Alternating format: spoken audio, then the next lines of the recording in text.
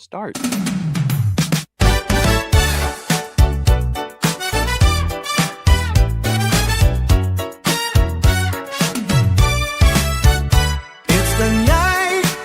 It's a time for laughter.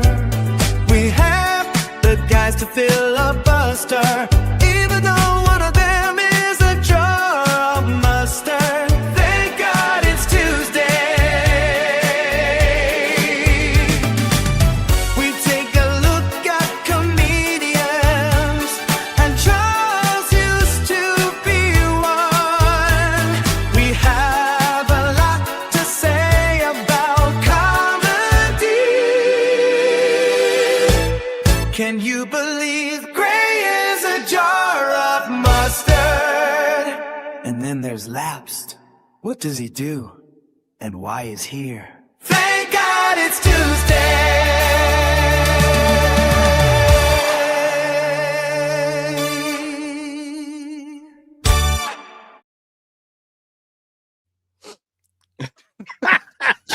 Okay, that's the first time I saw that thing. That's likewise. Awesome. So you found at least 20-year-old clip of me. I don't want to know how. I had nothing to do with that footage of me from at least 20 years ago. Welcome everyone. This is what, the second official episode of Thank God It's Tuesday. I am Charles, the lapsed comedian. To my screen right is Gray Poupée, the jar of mustard. Sir, what's up with you? Hey, just chilling, in the fridge, because I'm a condiment. But yeah, good times, man. Excited to be here. And yeah, I think this is the second time, but we've all talked comedy a little bit elsewhere. But there's something special about this. Yeah, under an official umbrella of sorts. It's good. Tuesday's the best night for comedy. We all know that. And at screen bottom is Lapsed Comic Fan. Sir, you watched more comedy than I thought. I watched the most comedy this week, and apparently you outdid me. So what else did you do this week? Physical therapy. I had nothing else to do. I was kind of stuck. So it was either, do some of that, and I went down the rabbit hole of rabbit holes with our topic people today. So, some of it was good, kind of, and then a lot of it was not. Yeah, but I'm sure we'll get to that. Since us rewatching the Brendan Schaub video, my algorithm's been sending me like all types of. I didn't realize there were so many like stand-up comedy tea videos on YouTube, or maybe it's just the way the algorithm works. But there's a lot of like, these people are fighting in Austin versus the world. And I was just like, very, very weird. And I couldn't help but think, again, this is me and my 5-year frozen caveman brain. Some of these people, I don't know them as comedians. So I issued a question to you guys, a rhetorical thesis piece for you guys. If you had to ask a normie based on what these people are popular for, how many people in the Rogan-sphere would you say are known as comedians to the public? And I guess I asked that because some of them are podcast people. Some of them are, television people. Some of them are social media people. But I would say as far as the public is concerned, you would, gamble guessing that the public would know them as a comedian. Like Theo Vaughn, I didn't know he was a comedian. I just knew him from That Weekend or whatever, like his podcast show. So I don't think I've seen any of his stand-up. I've seen plenty of clips of his podcast stuff. And last year, a lot of them hosted a certain presidential candidate, and that kind of got them into the public eye. But I don't know if stand-up would be the thing that I would say people know them for. Oh, yeah. Great. So I would say yes, most of them. I don't know the extensive list that you have.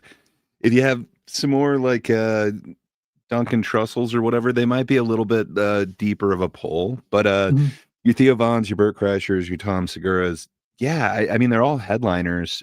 Bert's got one of the biggest comedy tours going. He just goes from like stadium to stadium, and it's like a party.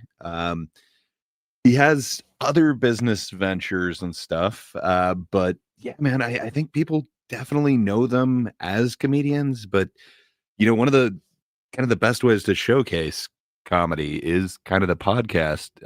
It seems like every comedian basically has a podcast now. Yeah, yes, but to kind of counter that, there's a YouTuber that my wife watches quite a bit. His name is Curtis Connor. He's been doing stand-up, and he released a special to YouTube, and it's a little clear to me that comedy is not his first love. I hear you. I think the normies would know a lot of the Rogan-sphere because I think they are a lot of the bigger names. They are kind of doing the bigger tours. They are almost all of them have a Netflix special or show of some kind. But is that because and then their podcasts are huge? Is that because of their popularity through the Rogan-sphere, through the podcast? Like it seems like certainly these clubs, these venues are like, this guy's got this many followers on his podcast. Give him stage time. A young lady I watched last comedy night came first. I hear what you're saying. There's definitely a lot of people who kind of went from podcast to, okay, now let's do a stage show.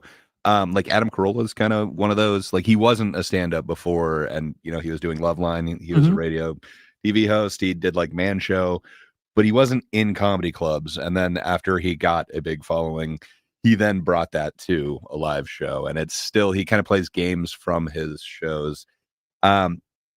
Steve-O's kind of another one who kind of brought his fame to comedy. He's worked hard at it. I'm not going to say he's like the comedian's comedian or anything like that. I have never paid to go to one of his shows or watch it, but I guess what I'm saying is if you offer someone an hour of time to be entertained by this person, how often are people saying, yeah, give me their stand-up? Or would they be saying more than you think? Okay. Segura and Kreischer are huge names. Tony Hinchcliffe, like, man, Kill Tony's huge. Like, he sold out Madison Square Garden, I think, 3 nights in a row. These are kind of some of the bigger names, but you do have to be kind of in that sphere of comedy. If you're an alt comedy, yeah, this isn't going to be your cup of tea. These aren't dudes who are usually coming to clubs anymore. It is kind of, unfortunately, like arena events. So I don't know. But based off of that, a lot of people are going to them, man. They're arena selling out comedians. So I could say this. For me personally, I knew who Tom Segura was before I had seen him a lot on Rogan. I knew who Ari Shaffir was before I even knew any of that stuff. Some of the other guys, like I knew the machine story from Bert Kreischer, but I don't think that certain guys were nearly as popular, because if you watch like the original machine story, that's in a club. You watch it. Well, it didn't seem Rogan kind of made him. Rogan kind of made him do that. But you knew Bert Kreischer's story before that. You're familiar with Van Wilder, right? Yes, I did know his story. He's the basis for Van Wilder. So, he's the party animal. Yeah, I did know their story, but I don't know if their stand-up comedy got them to the giant dance. Like Tom, yes, because I knew of him, and I saw his progression go from like clubs to bigger things, then arenas to special to whatever. But like some of them, like it just felt like they were comedians first, got on that show, then all of a sudden, because they were there and people knew who they were, then they got the bigger venue. I'm not saying all of them, obviously, but it's like some of them have done that. Where I knew who Joey Diaz was for years off of a random clip from YouTube, because I was like, isn't that the guy from Spider-Man 2? I was like, is that the like also the longest yard? You're not getting past us, that guy. It's like, that's weird. And then I saw his nutsack, and I was like, why am I seeing this man's nutsack, and why is it literally on the floor? And I don't know. I could see where you're coming from, because if I did ask like my wife or someone who doesn't follow comedy, she would probably say, I've seen him in a movie, or I've saw him on a TV show. She might not know that they're an actual comedian like that does stand up. Yeah. Not all of them. Like I said, the big ones, yes. Well, but Kind of some of though. the Like other Theo ones. Vaughn came from Road Rules. I think that was what he was on with Christina P, who Yes. is Tom Segura's wife. Yes. Tom Segura, I know he's cut his teeth for like over 15 years. I remember listening to him on local radio when he would come into like the Yeah. comedy clubs. Yeah, I knew him before Rogan and stuff like that. There was a couple that Then I you've did. got Bert, who basically he sold his story to Rolling Stone, and Yes. that essentially spun off and became Van Wilder. I don't know, man. Like all these guys were in entertainment or something, and then they kind of went to comedy. But man, all of these are decades in there. Yeah. So I don't feel like anyone's like new to this that kind of undeservingly got it, except for Schaub, the guy that we watched last week. and that's where I come in. Listen, 5 years is a very long time, but in comedy, it's like a third of your arc cycle. And for me to not know most of these people is kind of startling to me. Granted, from what I understand, most of them were LA guys and are apparently now Austin guys. There's a handful that I know, don't get me wrong, but to be completely oblivious as a road comic, kind of, I don't know. Like I've never crossed paths with at least 75% of this list we're going to be talking about today. Well, that's kind of what I'm saying. Like what you were talking about, like you were in the business, you didn't know of them, and then you watch something from them, and they're in arenas. Yeah. That's Yeah. if 5 years, like you said, that's not. Would you think if even if you were solid, right, and good, do you think you would be even? I know they were there before 5 years. I understand this. They might have been doing it for, but do you think from that 5 years of not knowing who that person was to now, you would be in the same position if it wasn't for someone as say Joe Rogan or being on podcasts now? The benefit has to be the podcast, Right. I in my think opinion, even though they were comedians. Yes. I think there are lightning in a bottle cases like Dane Cook in the early 2000s. He got big fast. But he was doing colleges for a little bit and something happened where he caught on. And like, I think the internet helps, like very much so. Cause I think Dane Cook had a very strong presence on MySpace. That helped. So there's this, intangible item that like, I don't know how important it is to success in today's day and age. TikTok, I'm just oblivious to what comedy is on TikTok. But that's the other thing. A TikTok crowd traditionally won't go to a comedy club. So that's the other thing. The same problem movie theaters are having now. I would assume is an issue with clubs because movie theaters are down. Are clubs down? I mean, I understand arena shows are one thing, but the Chuckle Hut with the two. Go on. It might be locational, but man, the comedy club that I go and see at, they actually just opened up 2 new rooms. Now they've got like essentially like the headliner room, kind of the middle room. They've basically got, and then they've got the open mic room for like the locals. It's kind of cool, but they weren't doing that years ago. It seems like there's a boom, and it seems like there's somebody, and they also were able to like tier the price of tickets that way. So you can kind of find out what kind of draw you are as a comedian now. So challenge. They're scaling the prices. Yeah, depending on which room you're in. So that's kind of fun. And then I hear about new clubs kind of being built everywhere. They just built the new casino back east. Now I'm forgetting which one, but supposedly that's got a huge comedy room to it too. Man, it's kind of a boom. I think people are choosing to spend their money for some more kind of live entertainment. I don't know. It might just be me, but then there's also every major headliner that you can think of is now doing stadium tours. Like I don't know, seeing Bill Burr in arena, that would be awesome, but there's nothing like seeing him at a club. So Bill Burr's, that's another one where he was doing this shit in the 90s. So he had a very steady, long grow. I think it's a little bit different to the natural, the organic way to grow rather than, I know this person on a podcast. Let's go watch them instead of Metallica and Slayer. Well, like we were saying, back then there was no internet, social media, all those things. And Dane Cook, like you said, that what I remember, because this is how ridiculous I was back in like 2005 or 6. You remember the TV show Lost? Remember that show? Yes. Yes. Me and my brother actually had this is before podcasts were like big. I could even show you the website. It's still up for some reason. We had a podcast about that show. Nice. And like we had a MySpace, and that's how I heard of Dane Cook. But I saw Dane Cook on Premium Blend, and he was one of the young guys that would Comics Come Home. Right. So that's how I heard of him. It feels like now, like, and we were talking about that last week off air, like the shows like Comic Strip Live, all of these other shows that they just don't have anymore. I think the way now, I'm not in the business, so I don't know. I can only say from what I see, it's got to be way different now, because everybody who has access to the internet can see it, what everybody else sees. It's not like you don't have cable, you only have over the air television, you know? So it's like,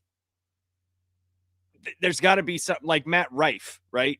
Like Matt Rife. I had no idea who the hell that guy was for the longest time. Oh, there's going to be a idea. future episode. Just wait, because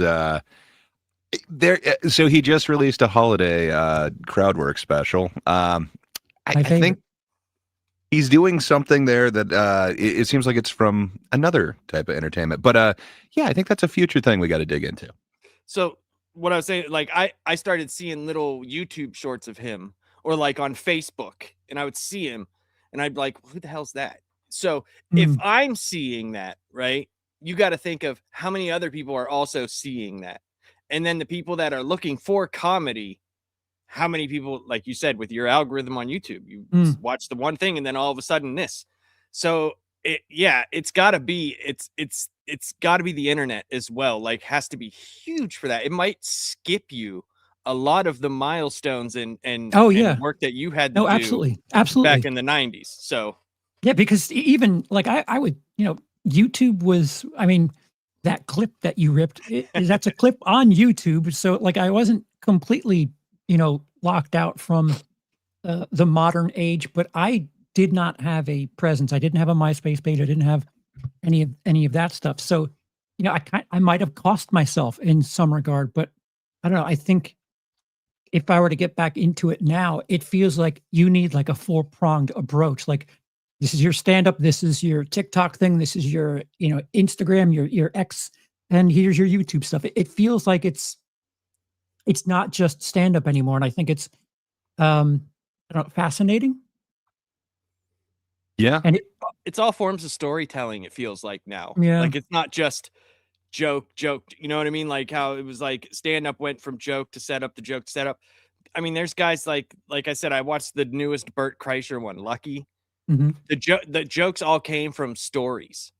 There wasn't like just a regular joke. So I think it's more of an entertainment form as well, because like you could see that like how Gray was talking about how he got to Van Wilder, he sold his story to Rolling Stone, and that's exactly what it seems like, even in the specials, that it's doing. Where before, you remember, you would tell jokes to get to a wider audience. Now it's like, can we make a movie out of this?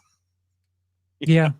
I don't know, but I mean, Bert Kreischer kind of made a career of selling stories, though. Supposedly, he also sold stories to Jay Moore about. Yes. Yeah. So it's interesting, but I mean, all these guys have been doing it for a while. I don't know if any of it's necessarily unearned. It's just not my cup of tea. But I think all of them have kind of earned it, except for Rogan, man. I'm just not a big fan. So I rewatched, and I think Lapsed also did. We made a big deal of talking about like a live comedy special, and kind of the one that comes to mind is Netflix most recent one, Burn the Boats, Joe Rogan's live stand-up special, where man, I forgot most of it, and I wish I could again. Dude, it wasn't good. It was not good. He hits a wall with a couple of punchlines where he's just kind of like, it's just jokes, folks. Like, oh, on a special you're saying that. That's not good. Yeah. I mean, there's some kind of funny premises in there, but I don't know. So When you look at like all of his kind of contemporaries, like, man, they are knocking it out of the park a lot better. I have a question to both of you because Okay. something that I've seen since I've been suggested all this Rogan-sphere stuff is a lot of talking about being canceled and being able to say the things you want to say. That was going on when I was still on stage. At what point does doing jokes about cancel culture, at what point is that hack? Because yes, cancel culture. Yes, what the hell are transes? But like, you're still doing it. All of you are doing the same shit. Like you're the new age version of airport security. Like, what else is there to say about being canceled? I mean, so much. It's wow. Okay. I thought I commented that 3 times, then I realized that was not just me. Good thinking, Labs. So I mean, like you think back to like Lenny Bruce, like he was getting canceled for Literally arrested. comedy. A little different. Well, a little bit. A lot of it. He lived during the time when the world was black and white. You know, there was no color back then. Well, he wanted to change that with his colorful language. And a lot of it seems tame today, but he was literally pushing the line so that, you know, comics could actually go a little bit further. Same thing with Carlin. I think that's what a lot of these cancel culture guys are trying to do, or people saying that they got canceled. I don't know. I just love Patrice's thing. Like, you know, he's going to defend the attempt, and that's what I want to do with all these. If it's funny and there's an attempt at a joke, I'm all for it, man. Sure. I think people are getting canceled, but look at Louis. He did some of the worst shit out there. Look at Chris D'Elia. He was literally found like texting minors and making them put his initials on them. It's strange. They seem to have careers again. I don't think people are getting canceled for real. Right. But That's man, my I'm point. okay with them talking about it. Like if you're talking about being canceled, not being allowed to say the things you want to say from your $200 million compound, I'm sorry, I don't believe the shit you're saying. You're doing just fine. If anything, Spotify said we're going to do the opposite of canceling you. 100%. And Netflix too. They did it with Dave Chappelle. They took the stand. I mean, people walked out of like thought they were gonna, you know, get this taken off, and they were like, "No, you can leave." Like, yeah. See ya. Like, I mean, I listen. I understand for the sake of, you know, the gimmick, leaning into something and making it seem like it's a bigger deal, but you can say whatever you want. Still, it's just whether or not people react to it is what cancel culture is. You can't just go on. No, go ahead. Sorry. No, go ahead. Finish. Nope. Oh. You know what it felt like? Remember when we were talking about how we were talking about Hicks, and we were saying like, even though his observations are old, like it's dated, you know, it's still fun. It felt like they were talking in dated material, but it was happening today. Right. Did you feel that? Because that's how that's how I feel about it. And I understand. I get from the comedy perspective, right? Things have changed. I get that. But you also have to, it's also individual enjoyment out of what you're getting from it, right? Yeah. So if you feel that's what it is, then that's what it is to you. So I don't know if there's a universal consensus on when something is old enough not to talk about, but I feel the same way that you do with the cancel stuff. Because it's like, dude, you cannot cancel someone who doesn't give a fuck. Right. You could just now if you take away their platform, yeah, possibly. But people that book comedians like money, and if that person's still drawing money, right, they're gonna do it. You know, yeah, I was asked to now. I'm saying right now. Right. I was asked to not perform again in State College, Pennsylvania. I used that as something on like if I was booking myself.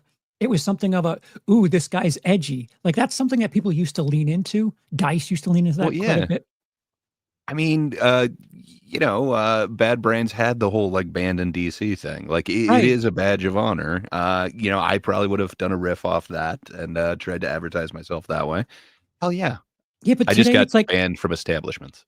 Yeah, like the cancel culture's got me. Like you couldn't say the C word. You could, but if you said it, you were probably not asked back to a club. So you could say whatever you want, but people are going to react a certain way. It just feels like a bunch of crybabies. Like I don't know. Everyone screaming back in their own little comedy town.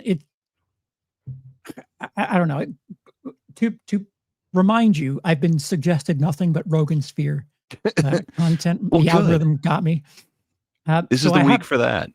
I have 16 comedians that I will present to you guys and the audience, and I'd like you to plead your case for whether or not these people are comedians or celebrities. And by celebrities, I mean social media presence, podcaster, whatever. I'm ready for this. I'm excited for this. And one thing, I feel like I've been a little harsh on Joe Rogan and the Burn the Boat special.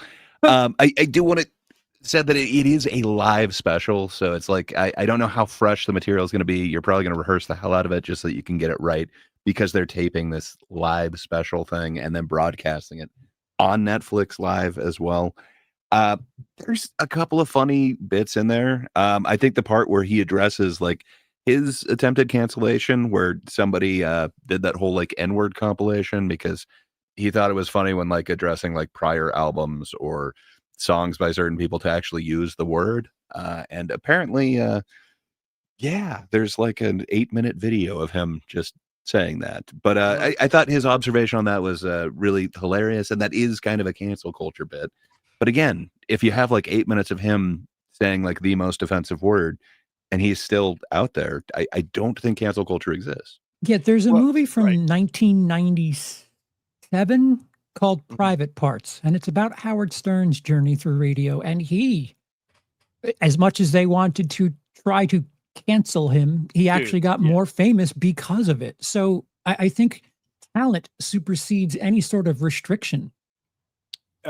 Yes, and the thing with the Rogan part though, with the racial slur thing was, so I used to watch his really old shows when it was like him on his couch with Brian Redband, and he was just saying it to say it.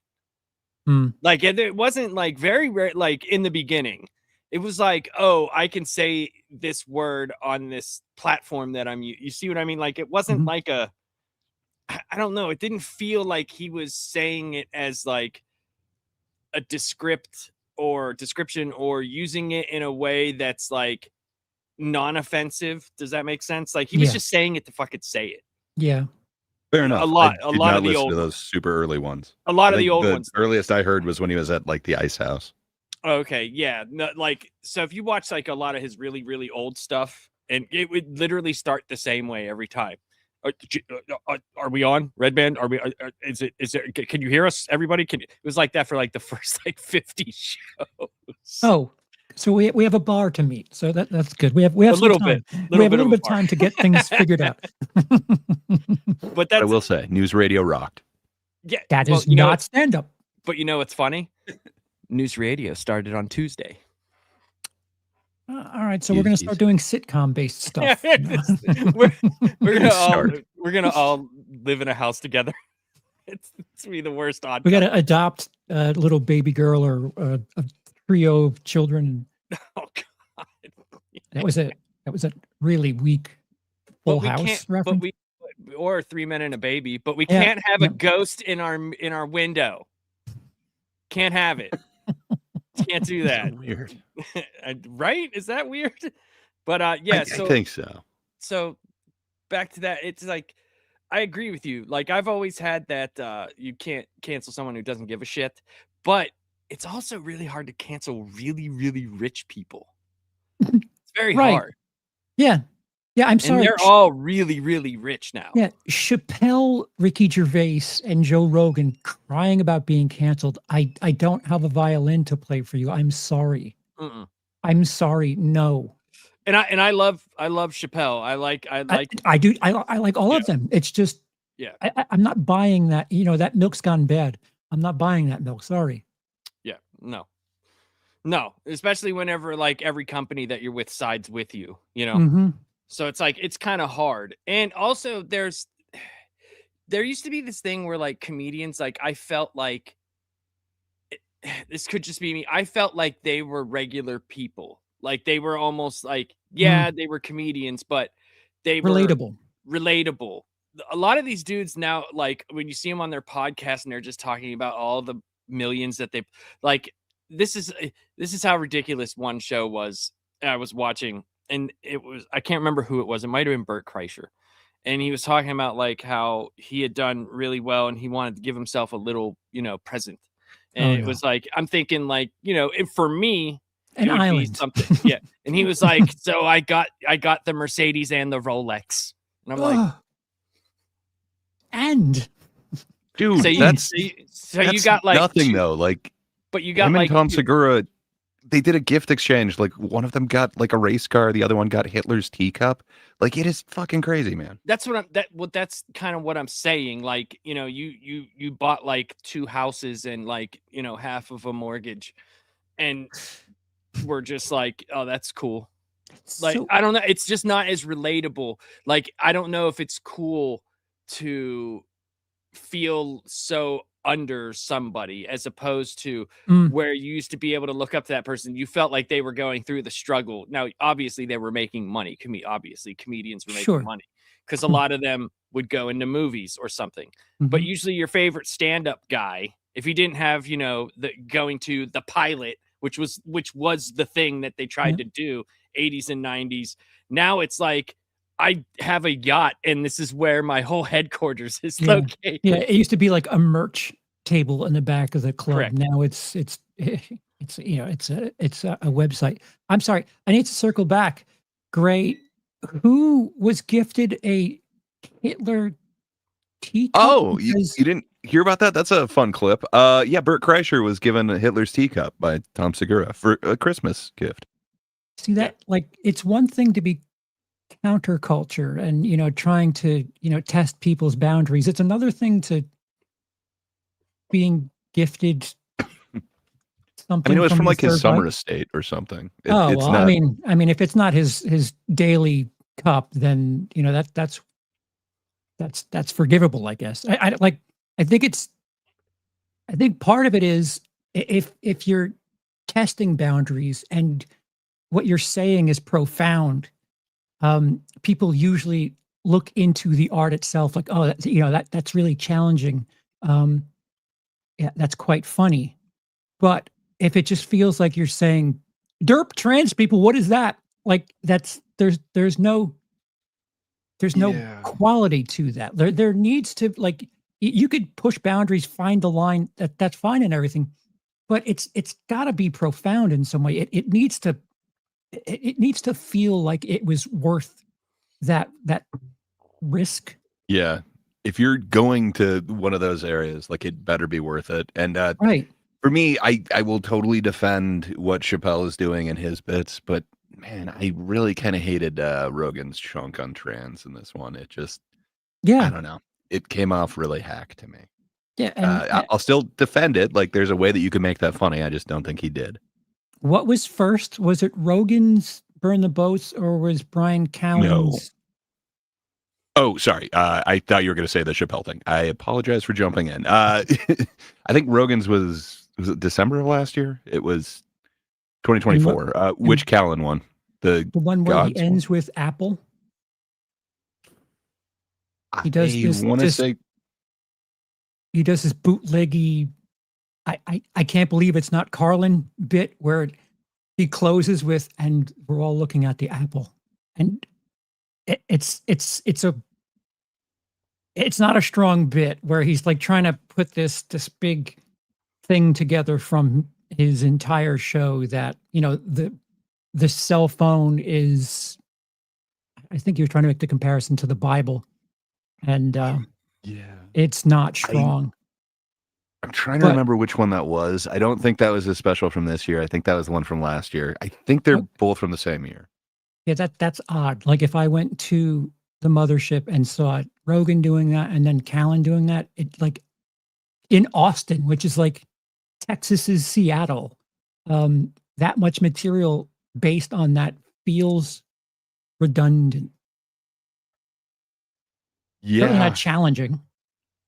I mean, there's so many specials out on YouTube right now, and it seems like a good portion of them choose to kind of film their set at the mothership if they get the option. It is making things look very uniform, and it kind of seems very standard. But I don't know. I think there's something special to a special. Yeah, like I love it if there's kind of a gimmick and there's some sort of editing going on. I kind of barely went into why I think Discount Meat is one of my favorite ones. So it's Doug Stanhope. It's from the beginning of this year or like maybe December of last year. It's right around that period. I know I watched it a little around Christmas last year. Man, there's some choices with kind of the cinematography, so to speak, and then ways that they kind of display it. I haven't necessarily seen a special like that before. Well, hold that thought. We can get to cinematography. There's someone on this list that we've all watched at least one of their specials, and we'll get to that when that person comes up. But Laps, I need you to there you go. All right. So first on the list is Mr. Tom Segura. I would agree that I think he's a comedian, and as far as the normies are concerned, he's probably thought of as a comedian before being a celebrity. But Gray, Tom Segura, I'd say 100% comedian. I don't know if it was quite 20 years ago, but I know I used to hear this dude on the radio. The one place that I used to work at always had the Bob and Tom show on. He would go in there constantly. I remember his awesome like Michael Jackson wannabe album. He's just always been kind of in that scene. I love his stories from This Can't Be Happening. Man, Tommy Buns is awesome. I think he is one of the strongest, if not the strongest in this bunch. But it's not just straight up stand up.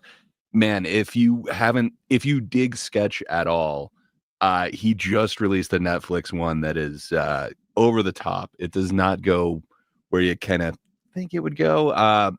I thoroughly enjoyed it. I've heard a lot of people kind of trash it, but man, they again do some cinematic things. I think he's got a chance. And then the fact that he does these just hilarious videos. There's a response to Bert where he does a Missy Elliott dance. It is amazing and kind of freaky and just I dig it. Is that stand-up or is that produced? It's hilarious. I think he's a funny guy. And whether he's on Your Mom's House or he's on the stage, leave my mother out of that dude's a comedian. I'm just saying, I love everything that he does. The thing that I love least is Two Bears, One Cave, the podcast that he does with Bert Kreischer. Just Bert, man, he talks way too much. Okay, so you're talking about your personal preference, but as far as my personal preference, but I think the world sees him as a headliner. He sells out arenas, man. Okay, Lapsed. He's a comedian. I knew of him way before the Rogan stuff. I had heard his comedy on what the fuck was that radio? The Yahoo Radio. What was that called? Oh my God. Do you remember that, Gray? The Yahoo Radio stations. I do, but I could not tell you any of their names. I had heard him on there. Definitely, I would say comedian for sure. He's because he's done whether the podcast thing, which is what everybody does. Feels like he went the natural progression of he was doing clubs to there, and he does stuff like Gray talked about that is produced and has shows and stuff like that, where it felt like that's what a comedian would do. You know, like back whenever I was younger, it was like they get the pilot and then go from there. You know, like so he does it. I would say he's a comedian for sure. No, I agree. Like this is one of the few names on this list that I don't know if we've ever been in the same state at the same time, but I've been at clubs where he's been there the week before or a month later. So that's my personal experience. That's not me saying, hey, person off the street, is this person a comedian or a podcast host? But I would agree. He was grinding at it for decades, for sure. That dude put the work in. Okay. Yep. Oh, I'm going the wrong way.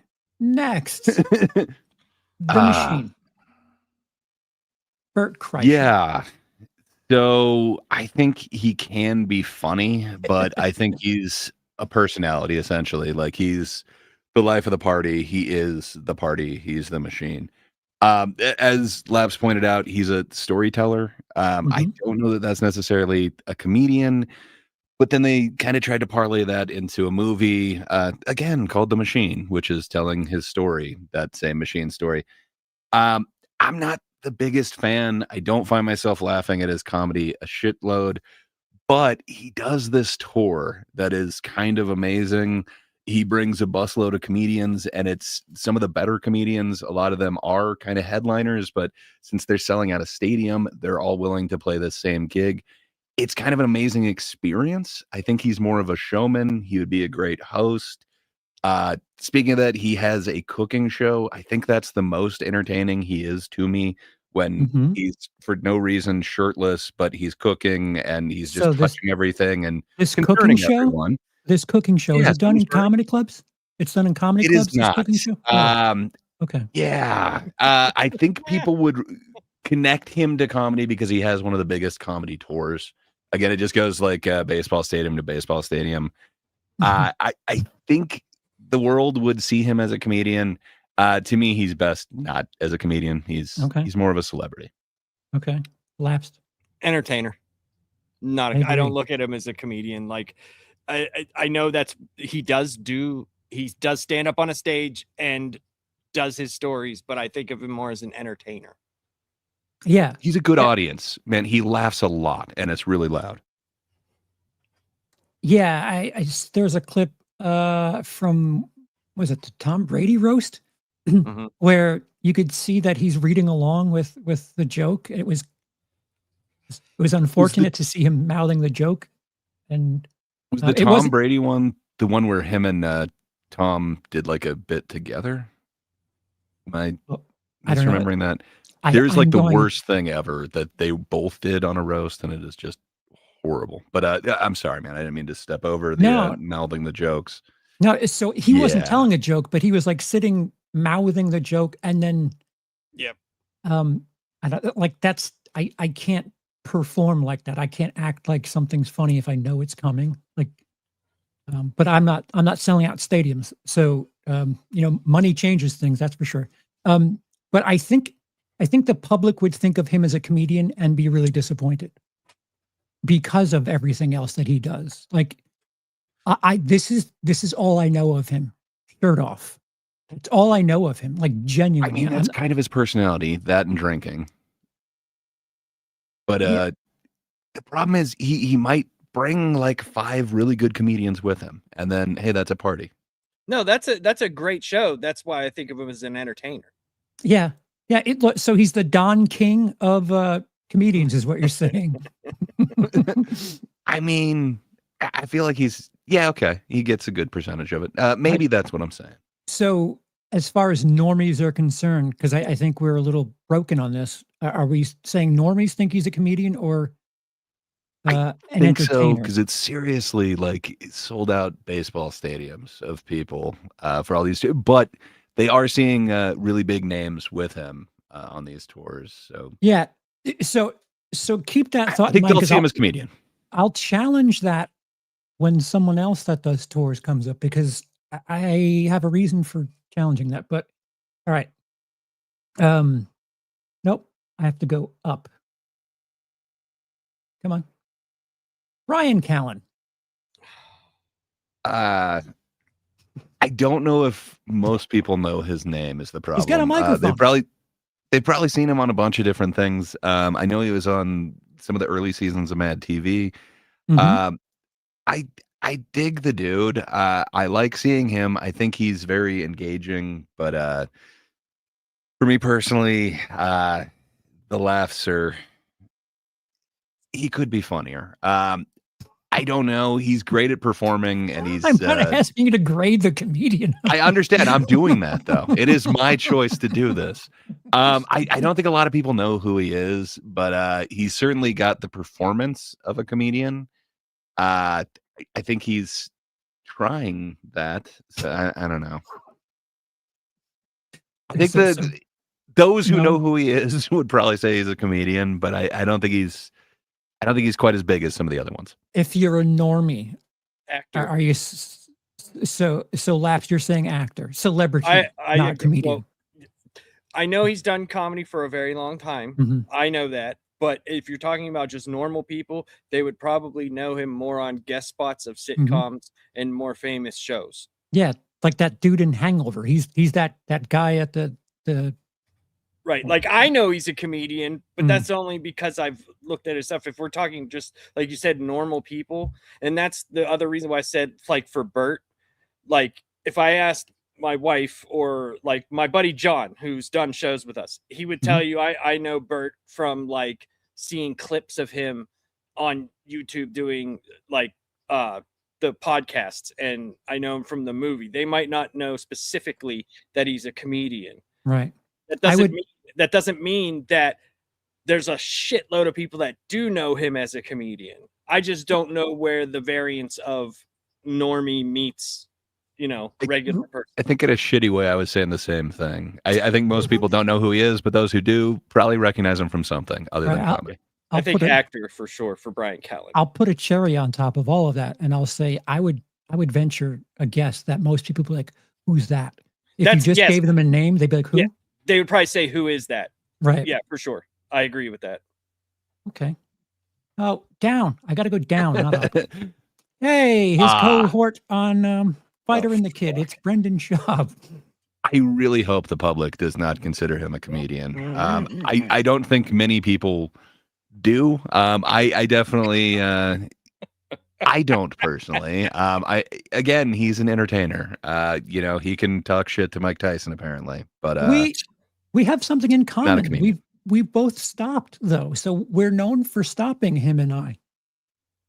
Yeah, I look at Brendan Schaub as unfortunate accident from trying to help someone. Rogan, like they tried to help him get out of fighting, and it was an unfortunate accident that the way they helped him by telling him, "You're funny. You should try stand up." And he was like, "Fuck, I am funny. I'm doing it." And it was like, no. Yeah. I think normies would think of him as a podcast guy, a celebrity, not a comedian. UFC guy.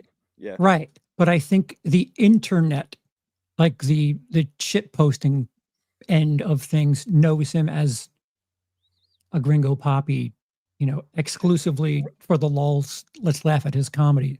Right. But I think also that came from The Fighter and the Kid, though, originally. I think that's like you're saying, like, I think more people, they would know of that special because of those things.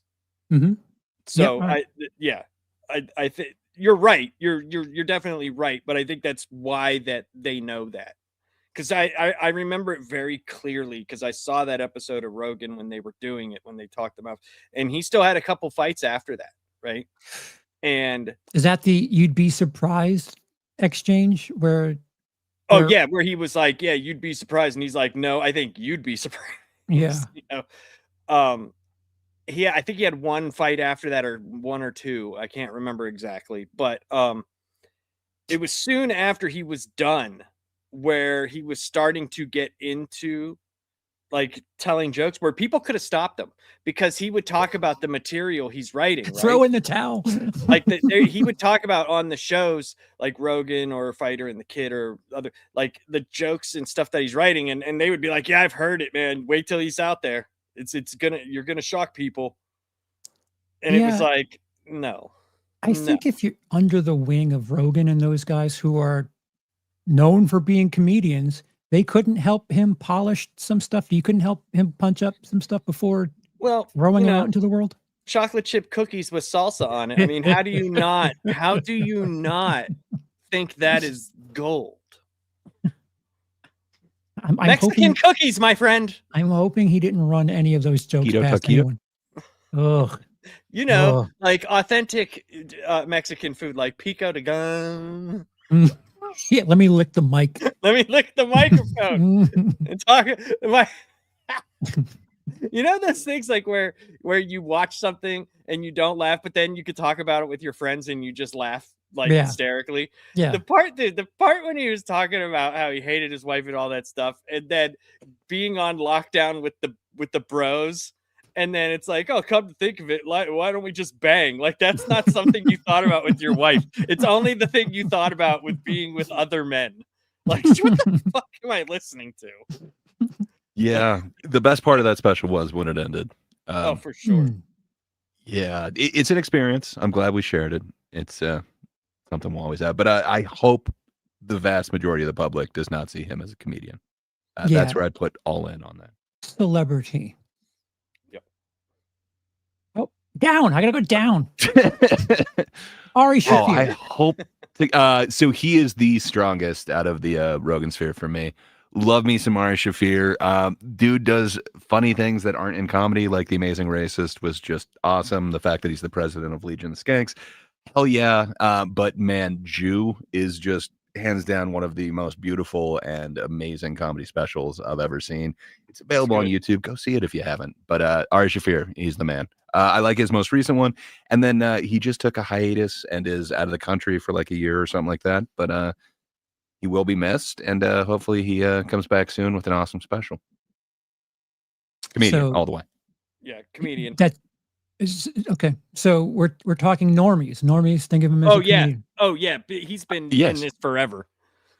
I remember before. I remember Amazing Racist. I remember clips of his stand-up, like where Mencia stole his joke. Like I remember seeing that stuff because I actually saw him on what's not Premium Blend. What was the other half hour one? Comedy Central Presents. Comedy Central Presents. Yeah, I saw him on there. Like for sure. And then he got This Can't Be Happening and had his own show on there. Yeah. But he's, he is one of those comedians that's super out there. There was the whole Kobe thing that it almost got him killed like immediately. He got a lot of death threats after that. Kind of had to move coast for a bit. He has always been known as like a comedian that's willing to push boundries. Push boundaries. At Skank. He's done Naked Roast a bunch at Skankfest for some reason. He just like defecated on the stage. He's kind of like the Gigi Allen. There's legends. I was about to say committing his inner Gigi Allen. Like, yeah. So anyway, I think everybody knows him as comedy and notorious, infamous, kind of dangerous comedy. So Gray, explain. I feel like there are times that like you're like a fucking diehard when it comes to comedy and shit.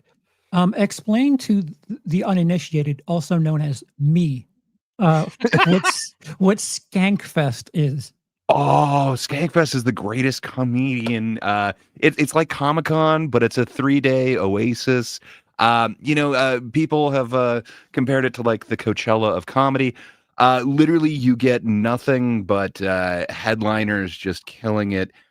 So this year it was held in New Orleans. I really wish I would have gone. My wife loves New Orleans, and what can I say? I love me some skanks, so I wish I had gone, but I sadly missed the pre-sale on it, and next year. But they went to Mardi Gras World, which is this huge kind of complex. They had a roller coaster, a Gravitron, but at the same time, it's this 3-day festival where you can constantly catch either comedians, podcasts. Literally, it's a festival. So they've got like, I think it was 6 different stages or something like that. They also have like Ultimate Combat going on, Skank Beauty pageant, talent show. It's just the biggest festival. Literally, every headliner goes to one place once a year, and it's the most amazing comedy festival. Can't say enough about it. They've perfected the festival thing since Not Bill they. Burr just Louis J. Gomez, sir. All right, excuse me. So the comedy world has experienced a right way to do festival stuff since Bill Burr cursed out Philadelphia. Oh, I think so. That is an infamous clip that we should definitely go over at some time. I think there might be like the crowd turning on you thing. Maybe we could fit that one in there, and maybe something else. But yeah, no, I think it's just amazing. It's one of the most legendary festivals that's out there. If you ever just like Google like Skankfest lineup, so it's weird. I know you're Googling Skank. What's going to happen? But it comes from Legion of Skanks. It's the amazing trio. So you got Dave Smith, Louis J. Gomez, and Big J. Okerson. And yeah, they just kind of have this most offensive podcast in the world. And he decided to spin that off into a comedy festival. With that, if I'm with friends that only like when they think of comedy, they think of Jerry Seinfeld, Brian Regan. Are they going to have a good time? No. Yeah. No. So I happened to be in New York last year. I went and checked it out, but the in-laws wanted to see, and it's like, no, you guys do not come to this. And I'm glad they didn't, but it was awesome. I got to see. There were like 10 comedians because they did the Skank Nativity. It was great. Rich Voss threw my wife his tunic. It was great. I just wanted to show this comment that made me laugh. It's from Jaden. Juju Allen. Yeah, that's pretty awesome. That's A tier right there. Good call, Jaden. But yeah, man. Ari Shaffir, amazing. And he is the president. There was an election held. The president of Legion of Skanks currently. Right. He's just out of office. And I agree. When I was doing it, he was a West Coast guy, but I am certainly familiar with him. But again, that's my personal experience. I think Normies would know that, despite being touring the middle of nowhere while he's at the store. Next, I get it again. Down. Joey Diaz. Look, he's on a stage. I hope people know him as a comedian because, man, he's been doing it for 30 years, over three. Yeah, I was gonna say over 3 decades. He's hilarious, but he is in like The Longest Yard, and there's like 4 or 5 other big things that he's been in, famous as well as comedy movies. The Man Show when Rogan and Stanhope took over. He was Comedy kind of a Club stuff. regular on there. Mm-hmm. Yeah. I hope people know him as a comedian. I think more would know him as a comedian than as a celebrity, but he should be known more. He's amazing. Love me some Joey. I think before being on Rogan, people, if they saw him on YouTube doing comedy, they might have had the same, like, oh, that guy's from this. I didn't know he did this. Yeah. I didn't know he did stand up. That's not taking anything away from his stand up or the years that he's grinded for years and years and years and years. I'm being honest. Like, I did not know before he was on Rogan that he was a stand up comedian. That's not to say that I didn't appreciate any of that. I just didn't know. I just didn't know. I just, like I said, I knew him as the guy from Spider-Man 2. And whenever I found out he did comedy and I watched him, I was like, oh, this is hilarious. It was funny. Yeah. Joey he had like 2 This Can't Be Happening episodes. I know he has at least one. And I think he did a Comedy Central Presents. I think. I know he's got a half hour out there somewhere. But I did see later on from YouTube that This Isn't Happening. I did see that, but that was after I had found out who he was. Because whenever Rogan would say like he's like the funniest dude, and every comedian would be like, yeah, he's the comedian's favorite comedian. I was like, okay, so what does that mean? And then I watched, but I would say entertainer, movie guy. Yeah, I think a normie, if he's on an episode of JRE, more people are knowing him as that in that explicit moment than, oh, he's a comedian. I think they know him. If you interview 10 people that are familiar with him, 9 of them know him from an episode of JRE or something, because it's normies, not us like weirdos. Yeah, as that Justin doesn't take said in away there, he did a Comedy Central half hour. That's the one that I was talking about. I've seen much better work of his than that, but he at least has that one. Yeah, I just never saw it. I'm just speaking from my vantage point. Now, like, I remember, then the reason why I say a lot of it is because I don't have a lot of people to bounce things off of. But when I was watching him, my wife said the same thing, but she had a different movie, and it was The Longest Yard. She was like, and I was like, don't look. His nuts are about to come out. I'm just saying, like, anytime I hear, oh, hell yeah, Theo. It's all right. I think we decided that Yeah. I can go back up. Yeah, I did it right this time. Sorry. We're not done with you, Joey. Noise. I can't hear the word. Well, I guess it would be the phrase cocksucker without thinking of Joey Diaz. Like, I don't know why, but just like the way that he says it with just like the emphasis, just man, not that it comes up all the time, but whenever it does, it just instantly makes me think of Joey Diaz. See, Dude's hilarious. He should be more known. Troy McClure has the same thought that I do. He says, Hey, it's that Troy guy from McClure- Spider-Man. Hey, it's that guy from It is. All right, are we ready, Greg? Yes, sir. Can I I think so. down? Thank you. Theo Hey. Vaughn. I think most people would know him as a comedian. He's also spent years doing that. So, hell yeah. But I think, he literally less than a month ago tried to film a special, and apparently it all got scrapped. So right now, the podcast seems to be going a little bit better for him. Perhaps people do know him a little bit more from his podcasts. Why was it scrapped? Unclear. He said he wasn't feeling it, and it didn't go as planned. So Interesting. I don't know. I think he's a hilarious comedian. I like some of his specials more than a lot of the other people that we've had up here. But I think he might be more known from the podcast recently than stand-up. Yeah. Okay.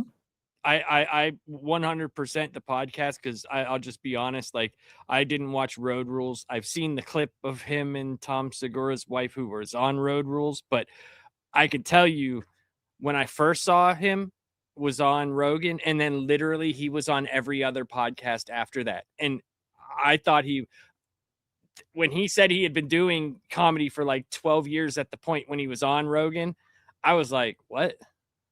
I had no idea who he was. When I say that, that is not taking away from whether or not you think that person is funny. I just want to make that clear. Sure. No, sure. he's hilarious. Right. And he's fucking out there in the best possible way. That's why I just didn't know who he was. Right. personally. Right. We're not scoring them based on A to F tier on their quality. Just if you ask someone off the street, this person, how do you know them? Celebrity or comedian?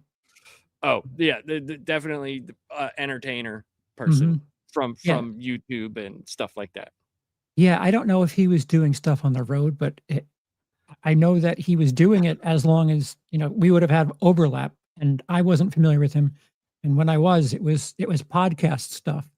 So I would tend to say that people think of him as a podcast guy more than anything. Celebrity, Sure. Excuse me. You guys were opposite coasts, though. And I don't know how many. I know. I got as far west as Kansas at times. I was down in Vegas, but I avoided the middle like the plague, and I was not an LA guy. I did not like LA. Next, down. Tim Dillon. Oh, comedian all the way. Everyone fucking knows Tim Dillon. He's awesome. He's amazing. I think he might be the most powerful on this list. Love me some Tim Dillon. Powerful Comedy, in what way? comedian all the way. I don't think anyone knows him as the dude who was in the Joker 2 Folie à Deux. He played that one guard. And then also he was in Thanksgiving as that other guard. No, man. He's a comedian. Tim Dillon's awesome. Yeah, I only know him as a comedian. Yeah, I to go one step further, I would hazard a guess that some people wouldn't know his name. Probably. He's still a headliner. Right. Right. I'm just saying, he's off the done- street. Just same the Bryan Callen thing. People would be like, "Oh yeah, I remember him from that thing. What's his name again?" I put my own brain in other people's. I could see that because he's not. I'll say this: like I know he's funny, but he's not someone that I always remember and go look for stuff for. Right. And that's I just don't. Sometimes I just don't remember. Like right now, when you brought this up, I was like, "Oh yeah, he's a person. I forgot about him." He's awesome, man. So the aforementioned Skankfest, Louis J. Gomez just wrote a book, and he happened to do like the ballsiest thing ever, and he brought in chapters for different comedians to kind of read and roast him on. It's his life story, by the way. Tim Dillon's reading of his experience of Louis J. Gomez's experience of 9/11 is amazing. That dude is just hilarious. I absolutely love me some Tim Dillon. But man, he's revered in the comedy world. I think for sure they definitely know him. He's able to go in and out of spheres. He was definitely in the Rogan-sphere and in Austin for a while, and just decided no, he needs to be East Coast. So Yeah. good for Another him. one that I've crossed paths with him. So my personal taints that end of things down. Duncan Trussell. I only knew him as a comedian, but because I knew of him before Rogan. But I would say the regular person only knows him from podcasts and the sci-fi TV show with Rogan. Yeah. Yeah. I kind of agree with you. I don't think Duncan Trussell's a household name. Dude's hilarious. He's definitely Hilarious, put the dude. time in, but I think people mostly would know him from Rogan's podcast. He had a Netflix show, The Midnight Gospel, I think. It was this really kind of trippy cartoon that I absolutely enjoyed. He has amazing appearances on other people's podcasts. He's always a great guest. He has like some legendary ones on Kill Tony with a ventriloquist dummy. It's not as prop comic-y as you'd think. But man, I don't think the world knows him as much, but I don't think they know his face. I think the projects that he's been involved in, it's mostly like audio or whatever. So Right. I don't know. I guess more of a celebrity. I agree. Justin in the chat says Tim had a social armor during cancel culture because he's a gay man that kept him safe, calling out all the woke shit when it was at its worst. Does that matter? Shouldn't it just be whether or not you're kidding and whether or not the material is good? Like, do you need to be a part of the team for it to be like It should be, but I think it mattered. It gave him like a certain bit of leeway that some others weren't allowed at the time or perceived to have at the time. We needed him, and he was the right man. I just look at that whole era as just a blur. Because it was, you know what I mean? Like, it's just like, and me and Grabe, like one of the first shows we did, which I wish you would have been a part of, was Can You Go Too Far in Comedy? We had talked about that for a little bit. That might be something we could revisit at some point from your perspective as well, which would be, cool to hear. I'm almost certain I did in that clip you showed in the beginning. That good. It's funny. I actually watched I think 11 of your. I think I watched almost a full hour and 10 minutes of you. Is there that much of me out there? There's a bunch of it on. Yeah. Yeah. Some of it was a little bit overlapped in one future episode. 5 minutes. We'll watch it all. But then one was 8 minutes that had extended more stuff. I got to see you in your gloves. I fucking hate this. I didn't know there's 11 clips. That's too many. I loved the second half of the bit about women. That was fucking hilarious, and I laughed very hard. I won't give it away what it was, because if we ever do play it on here, we'll talk about it. I might remember it. I might remember it differently. It may have last been told as something different than whatever it is on the internet. It was basically like out and a job. One is a job and one's going out. Oh. I thought that was funny. Ugh. I thought it was good. Thank you. That's one of us. All right. My wife laughed. She laughed. She was like, "What are you listening to?" I was like, "Charles, the guy I did the show with." She was like, "Really? That was funny." No.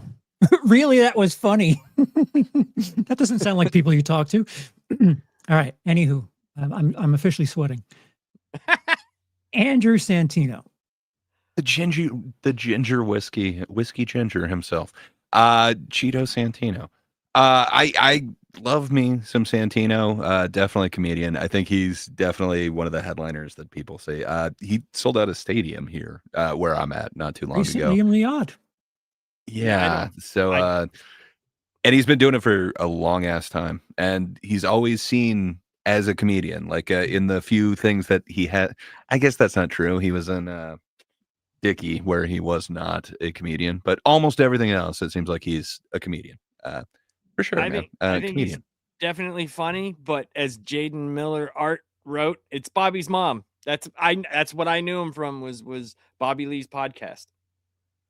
So that's where I know him from. So like, I have seen his stuff afterwards, but that's what I knew him from. Cause I was like, he's hilarious to me. Like he does really funny racial stuff. And I was like, this dude can't be this funny if he's not a comedian, you know? So, Yeah. but like, this is the question of normies.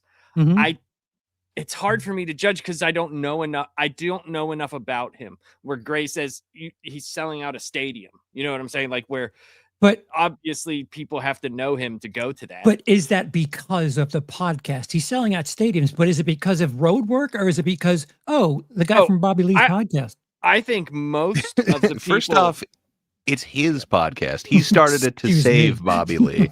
Bobby Lee was crashing out and went through a relapse, if you will. And it was his attempt to get Bobby out of the gutter. They will not be your friends, Gray. Stop simping. What's the show called now? So Tiger Belly is Bobby Lee's own one, but right. Bad Friends is Bad Friends. Theirs together. That's theirs together. Okay. Well, that's what I knew him from. So it's got to be under the same umbrella, I'm assuming. Different channels, but same umbrella type thing. Yeah, I don't know. Like I think a lot of the dudes that we're talking about, minus like Segura, probably Tim Dillon, Ari Shaffir, and if I'm missing one, Gray, you might know. I think most of them, though, like I said, they went from doing the clips that I would find before they were on Rogan were in clubs, and then the clips after they're doing Netflix specials. So it's got to be an amazing the song out there by the rapper Crack Amico called Rogan Bump. Check it out. It's a well-known thing. You get the Rogan Bump. That's got to be from that, in my opinion. But Santino is one of the comedians that, I mean, there's a handful on that Riyadh festival that, I don't know, are they getting stand-up in Saudi Arabia that they know these people from, or it's podcast? They are. You think it is? You think I don't think so. I think know. I think they're backing into the, we have a comedy festival coming up. What are the podcasts people like to listen to? I don't think it's that though. They're all headliners, like every one of them. How is Saudi Arabia familiar with Jessica Kirson? But I think that's she's amazing. I agree. Well, that's someone I have performed with. I think that's the thing though. We're trying to figure out. I think might be a little bit lost in translation. It's like not that that they're headliners or that they're good. Why are they headliners? Yeah, who knows? Were they headliners and because of their work moving forward, or because of how the internet and like the podcasts have gotten them more popularity?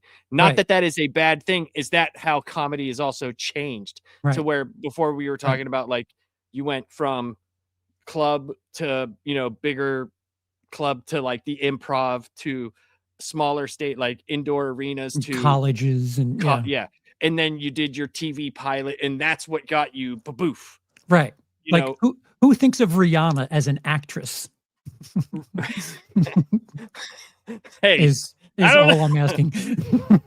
I'm just saying, specifically with like Santino, man, he's been doing comedy for, I want to say like a long ass time. Yes. Over like 15 years, I've definitely heard his name, and he's done a couple half hours, and he just finally had a kind of big special not too long ago.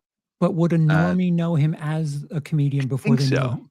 Okay. I think it was a Netflix special, if I am not incorrect. But I'm telling you, man, he sold out a stadium where I'm at.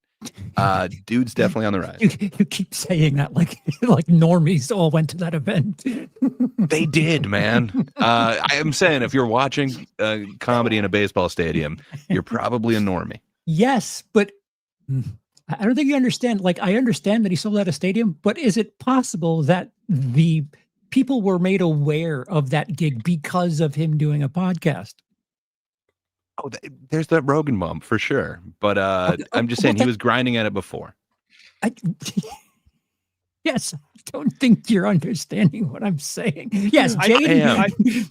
I look at like because I know what you're intending for what we're supposed to be saying. Like, I'm not saying Gray does it, but there are guys like you're both listen, implying it. And God damn it, people see him as a comedian. They know he's a comedian. They know he's doing comedy. He's got a microphone.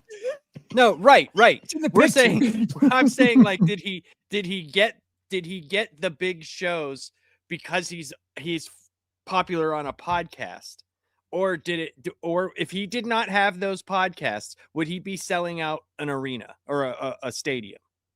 Yes, he would. Okay, there you go. Okay.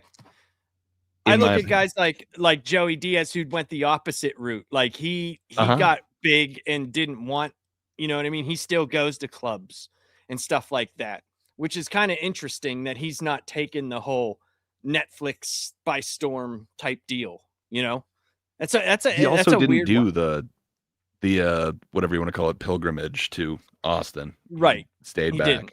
Yeah. It's just an interesting type of thing, though. You would think, like, even back when they were still in LA, you know, like that he didn't do any of those things. It's kind of interesting that he's still that guy that, you know, probably because he's still all fucked up and just doesn't tell people. I'm a little pig-headed the way I think about things, but I always thought of LA comedians as comedians that were a bit more interested in networking and expanding their career, where I felt like New York comedians were more about stand-up. Perhaps that's just me being a bit, I don't know, putting up my New Yorker shield because all I wanted to do was stand-up. But it feels like LA, you wanted more opportunities in the industry, however they came up. But I think as far as Andrew Santino is concerned, we're a bit of a crossroads here, a little conflict. So if you're watching this in the future, let us know down below what you think, celebrity or comedian.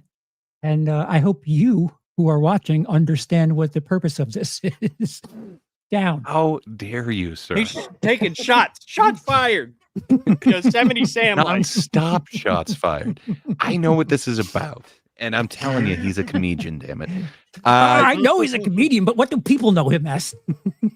So, Andrew Schulz, I think even more popular. I think the COVID thing where he had, I forget what the Netflix kind of daily, it was like a news show where they went through kind of the weekly events. I'm blanking on the name of it, but it was very much like, so it's comedy. He would do a 2-camera kind of monologue, but it was very reminiscent of kind of like a more extreme form of like late night show. I kind of dig that. It's still comedy, so I'm gonna say that's probably what like a lot of the normies kind of know him from, but also really popular from Flagrant and I forget what the one is with Charlemagne the God. Breakfast, but yeah, Breakfast Club. Yeah. Yeah. So I don't know. What can I say? I think most people know him as a comedian, and I think he is more popular than you'd think. Schultz actually sold out another stadium near me. So, Ray, were you hired as the public attorney for the art of stand-up comedy? What the fuck are you standing so hard for this? I think he's definitely. It's not about you, man. It's about normies. I know. I think normies would know him as a comedian.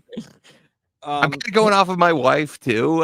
She doesn't look into a lot of this stuff the same way. She knows him. She knows his stand-up. She asked me if I wanted to go. It's like, okay, she knows who Schultz is. For me, I did not know who he was until I saw him on the internet. Till I saw him on shows. I had no idea. Podcasts, non-podcast shows. Yeah, I didn't know. Here's the thing. To me, that's what it is, and I'd like to think like at the time that I saw him, I wasn't as interested in stand-up comedy as I got to be. I was before that. Like someone else on this panel? Like, yes. You and me have a very similar thing. Mine was a little bit more than 5 years ago, but it was, I just wasn't I didn't follow it as much as I did like in the 90s and early 2000s. Yeah, like Gray's getting newsletters every week. Like it's very different here. What's happening? So I just didn't. I'm just saying. I didn't know. I personally didn't. But that I would have to say for me, it would be from podcasts and stuff. Normies. I would agree. People, stuff. I all I'm saying is, know. my mom has brought up his name, and she definitely doesn't know a bunch of comedians. It's because he has like 2 Netflix specials, and then he had that show during COVID where everyone was kind of in lock-in, and it was kind of giving you like joke news. It was very kind of Daily Show reminiscent. But is that? So I would say it is though. It's more like roast where it's written bits and he's just saying it to camera. But I would say that is in the exact same way that I'd say like the late night TV monologue is stand up. Yeah, I'd say that's Jay Leno doing stand up. It's very curated, but yeah, to me that's stand up. Okay, She brought him up to me, so I'd say that she's a normie. She knows who a comedian is. I'd say the normies know him from that. That changes the dynamic in my head then, because I look at stand up as standing on a stage telling jokes to people. That's what he was doing. It's just in a studio. I didn't know. I didn't know. Yeah, I'm just saying I personally didn't know that. It's hard to gauge the COVID era because that was just weird New York clubs were closed. So I don't know if you wanted to watch comedy. Like, I don't know, because I was like, I don't care.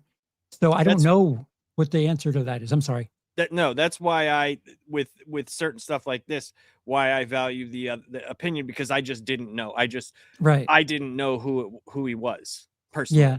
So telling me that, like I said, that changes my thought process on it, because if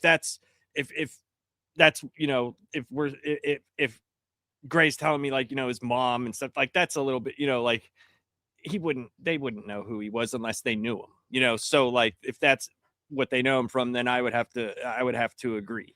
Personally didn't know him from that. I'm not sure if he got like that Netflix, the first special, because he was part of the Rogan-sphere or whatever, like possibly. And if that's the case, I guess that would be celebrity boosted him into. Was he in the Rogan-sphere before he got the special? I do not know. I just know she started knowing who he was from comedy after COVID, because everyone's locked in their house and people have Netflix. So I'll tell a personal story. I spent an extended weekend at Cody Leach's house, and we were driving around. He knew about my not doing comedy, not really wanting to be associated with that world. I just kind of ignoring everything, being isolated from it. And we were driving to pick up, I think, his son from school or something like that. And Cody put on a stand-up special, and I didn't tell him not to or whatever. I didn't influence him doing that. And 5 or 10 minutes through the special, I was like, this is actually quite good. Who is this? And it wasn't like one of those things where I was like, just kind of nodding along. That's a good joke. That's quality. But there was a time or two where I laughed. I'm like, this is actually very, very solid, very funny. Who is this? And he told me it's Andrew Schulz. And that was 2 or 3 years ago. Considering the thing that we would say with Bryan Callen, he was a comedian then. He had a special. We listened to it in a car. I did not hear any of his podcast stuff. Granted, I didn't know his name, but me being a normie in that moment, I guess it's not fair because literally it was like in my face, but I didn't think of it as Rihanna being an actress. I thought, yeah, this is it. This is a comedian. So I'm going to say comedian. And you said I didn't understand the game. But yeah, you agreed with me. I don't know, man. For me, like, he's definitely a comedian. But the fact that my mom brought him up, it's like, I think the normies know him as a comedian. Like, she didn't say, hey, do you know that guy from that really popular radio show or whatever? Yeah, that makes sense. That makes sense to me. Yep. Yeah, I think today things might have changed a little bit. I think a lot of these people who have interviewed presidential candidate have kind of swayed things where people like, what is this flagrant thing? You know, why am I listening to this flagrant podcast? Oh, because there's a very extremely popular person that they're talking to. But yeah, again, his special was, or whatever the fuck Cody put on, it was very strong. I don't know if that was I dig a lot of his material. Yeah, I don't think that was a backhanded jab towards other. But as you Rogan-sphere mentioned, people, my opinion doesn't mean much because I am on the comedy advisory board. So, sorry, appreciation board. Dude, just don't sign up for all the newsletters. Is all I'm saying. He had all his pamphlets in his hands and he just threw them down. Fuck you guys! I hate you.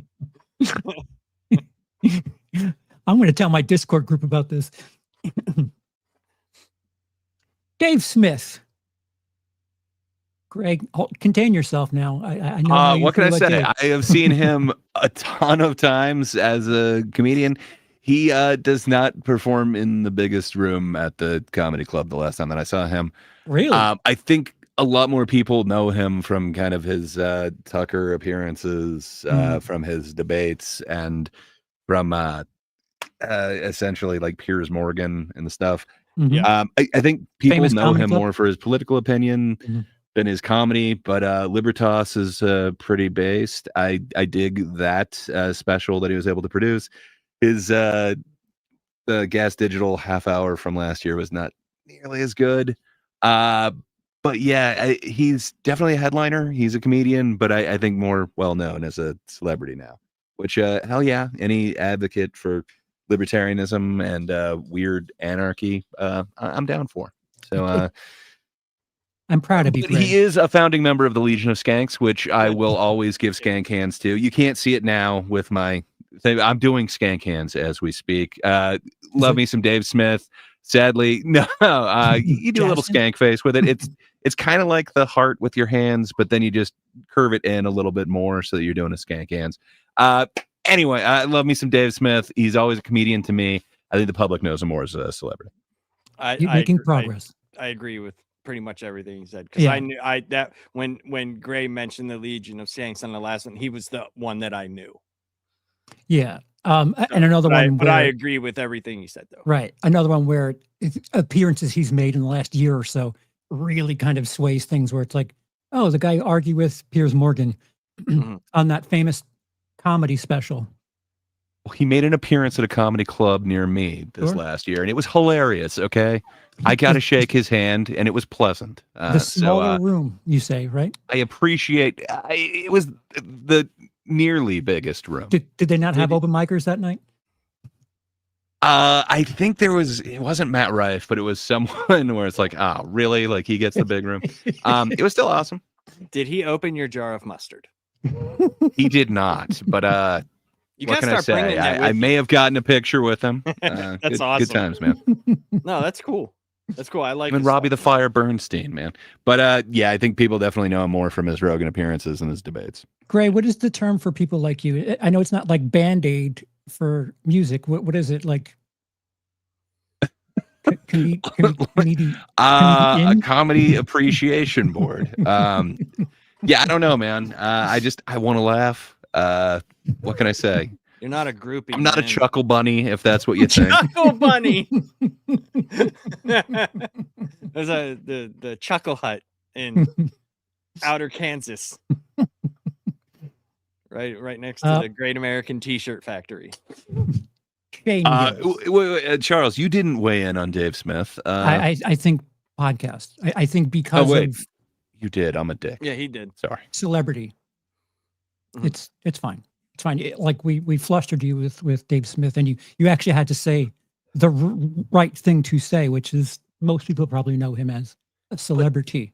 As a loyal Legion of Skanks fan, I gotta say, love me some Dave Smith. They're not watching. You don't have to worry. Oh no, they're not. But I just feel my duty to say that. As for Shane Gillis, man, 100% comedian. I think the only thing that comes close is like his Bud Light commercials. Maybe more people know him from that. But man, he is huge right now. He is doing full-blown stadiums, not just the one near me, but like real stadiums, and selling it out. Full-blown, not kind of stadiums. They're going to open the dome area for him. What can I say? Shane Gillis is killing it. His last few specials have been amazing. And then maybe people know Tires, but I think even that is getting less kind of praise than it deserves on Netflix. Dude, if you like his branded comedy. Yeah. But so funny. I love it, man. Beautiful Dogs. Great. Go check out his stuff. But everybody does. I agree. 100% comedian. 100%. Yep. Yeah.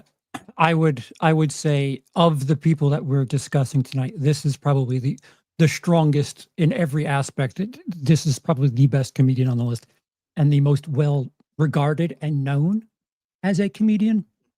And yeah, I think of this batch that we talk about tonight, this is probably, it's a shame he doesn't have his own podcast. I mean, he does have his podcast, but well, it's a secret podcast. His own club. Not a lot of people know about it because it's Matt and Shane's secret podcast. I meant to say Rogan level Spotify deal where he gets to open his own club. Maybe in a state near you, Gray, all those square states that just have so much life on the map. He's definitely very funny, super funny guy. And I think his material too, even when he talks about some darker stuff, he still has it presented in a way that anybody can listen. Like every single person can relate to what he's talking about because of the subject matter is so broad. Right. So I think he's awesome. I think he's really funny. Right. And I think that's the how a truly good comedian can prove their weight is being relatable. And anybody who turns down SNL in this day and age has my vote. You automatically have my vote for doing good things. So we're in unified agreement here. That might be something that's worth seeing in the future too. There's kind of two guys who got fired and then were asked to come back and host SNL. It might be worth kind of looking at both of those. Yeah. Dice didn't get asked to come back. Dice. Andrew Dice Clay. He said, "Bada bing, bada boom, leather jackets, pop your collar." Like what? Oh. Tony Hinchcliffe. So I think he is definitely more known for Kill Tony. I would consider that to be comedy, but are you going to be? Are you going to call it more of a talent show type deal? Would you call it more of like a Howard Stern-esque Did you look at my paper? Because this is the comedian I want to discuss this with. Yes, he is. I didn't. It just depends. Because hey, what up, Lunchbox Warren? Hey, Warren. Everyone go check out his comic. It is Global Comics. It's The Adventures of Sig and Joe. But Tony Hinchcliffe. So I have seen him do his stand-up. That's not what he's necessarily selling out arenas for. It is a version of Kill Tony. I think what he's doing is still stand-up. I consider roast to be stand-up. I like a lot of what he's doing. It is off the cuff. It's in front of people. It's a dude with one mic, but they are kind of judging a talent show. And is it one mic or is it four people sitting behind a desk? I mean, he's not using multiple at the same time. It's there's five mics on stage at that point. He introduces everybody. That's a solo part. And then I don't know. So he's the MC. Yeah, I think he's more of a Howard Stern type. He definitely has together his whack pack.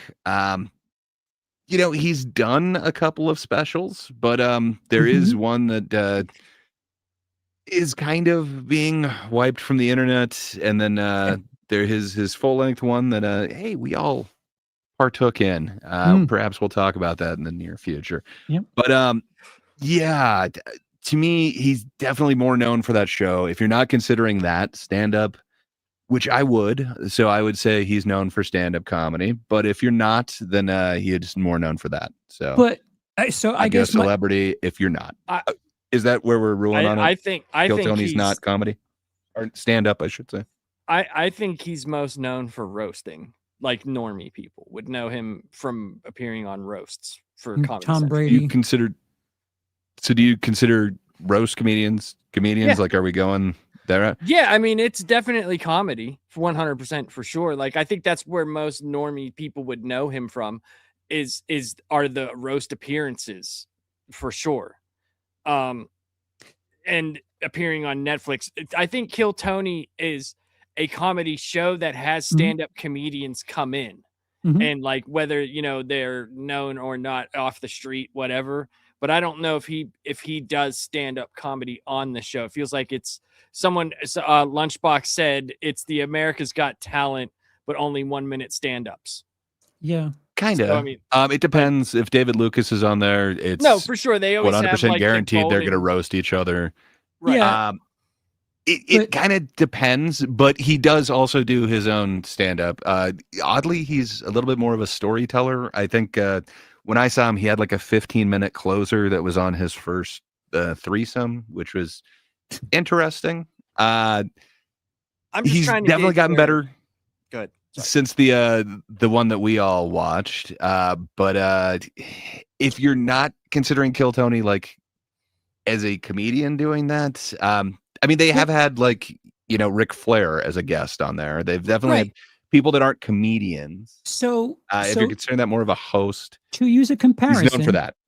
To use a comparison to America's Got Talent or something, by that logic, would you consider Simon Cowell a singer? I mean, he's No, a but I would judge. consider Howie doing comedy on there. So you think when people tune in to America's Got Talent, they're like, "Oh, I want to watch Howie do stand up." Comedy. I didn't say stand up. It also says Rogan-sphere comedian or celebrity, not stand up or celebrity with Mike. So that's why I wanted to clarify before we started, because There's no microphone in this picture, Gray. I think we all definitely agree he's more known for Kill Tony.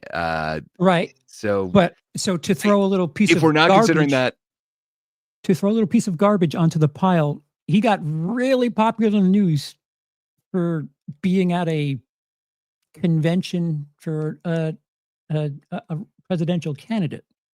And I but think he was doing comedy there, stand up, real stand up. how many times have comedians performed at a presidential? Far less than they should. Not at the presidential ones, but they have been known to go to like the Democratic convention. The Farley did the Republican convention. Like stuff like that has happened. But like I would say, like I said, for me, I found out about him because of roasts, watching roasts on Comedy Central. And I looked at that as a comedian, like blasting other people. So I'd say comedian personally. Okay. I think I'd go the same route, and I'd argue that and Kill Tony is one of the biggest things in comedy right now. Perhaps you might see it as a fad, like a Dane Cook type deal or something, but man, he's been plugging at that for like over 15 years. Like they used to, man, they've had a lot of like the greats on there. Like Stephen Brody Stevens was on there and just killed it as kind of, they used to have The Wave, as well as they've inspired a whole lot of the other kind of, what would you call it? Like backup acts for a lot of other things. They've been super influential in the scene, and he just kind of kept at it.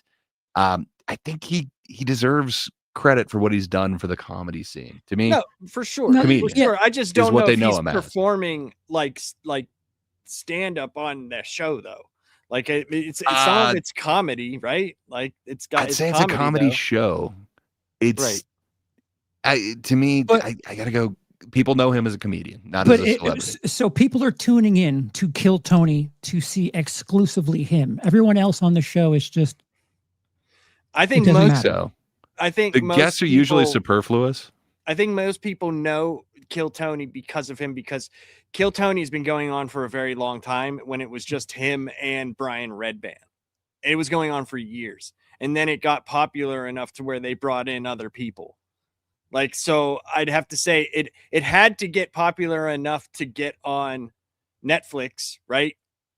So like the show had to have been doing something before Like, Yeah.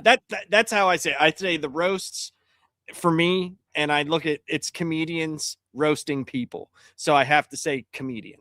Yeah. So my chat's a little spicy about this. Justin says 4 comedians on stage laughing at their own jokes while an open micer bombs. He called them comedians, though. They're judging open micers 1 minute of comedy. He deserves credit for making the comedy scene worse. Question mark. Yeah. I seem to be the dissenting opinion, but I think people probably know him as a celebrity because, like, to use the America's Got Talent thing, if there's a music act, what purpose does Howie Mandel serve? If there's a children's dance thing, He's the you're comic watching. relief. Yeah, but like if he wasn't there, the show would still happen. I mean, I get it. He is the Tony of Kill Tony, but I don't know how many normies watch Kill Tony like that. Again, I'm talking about normies and the fact that he opened for a presidential candidate, and that caused quite a bit of fuss in the news. For the And that sake was of just before he did a 3-night stay at Madison Square Garden as well. I'm just saying, man. Mhm. I hear what you're saying, The but show's a big I would deal. consider it a comedy show. But if you don't, I get it. I get why you don't. It's I'm the not odd man stand out up here. per se. It's fine. I'm the odd man out here. But again, if you're watching this in the future, in the chat or comment section, let us know if Tell you're me a I'm normie or wrong. not. Listen, I'm the low man on the pole here, so I'm just looking for backup. Oh, now I can't. Down. Mark Normand. Comedian. Comedy. The comedian. He's got one of those deliveries, man. Like it gets stuck in my head, kind of like a Dave Attell or like a. There's many of them that like that. I can't hear hey without thinking of him. Anytime anyone says comedy, it's just comedy. To me, comedian. I think everybody who knows him knows that he's just out there, literally doing like 6 shows a night. Dude is crazy. And he ends every set with the Kevin Hart, as Jaden mentions in the chat as well. I love me some Mark Normand. I think everybody that knows him as comedian, not as a celebrity. Comedian. Okay.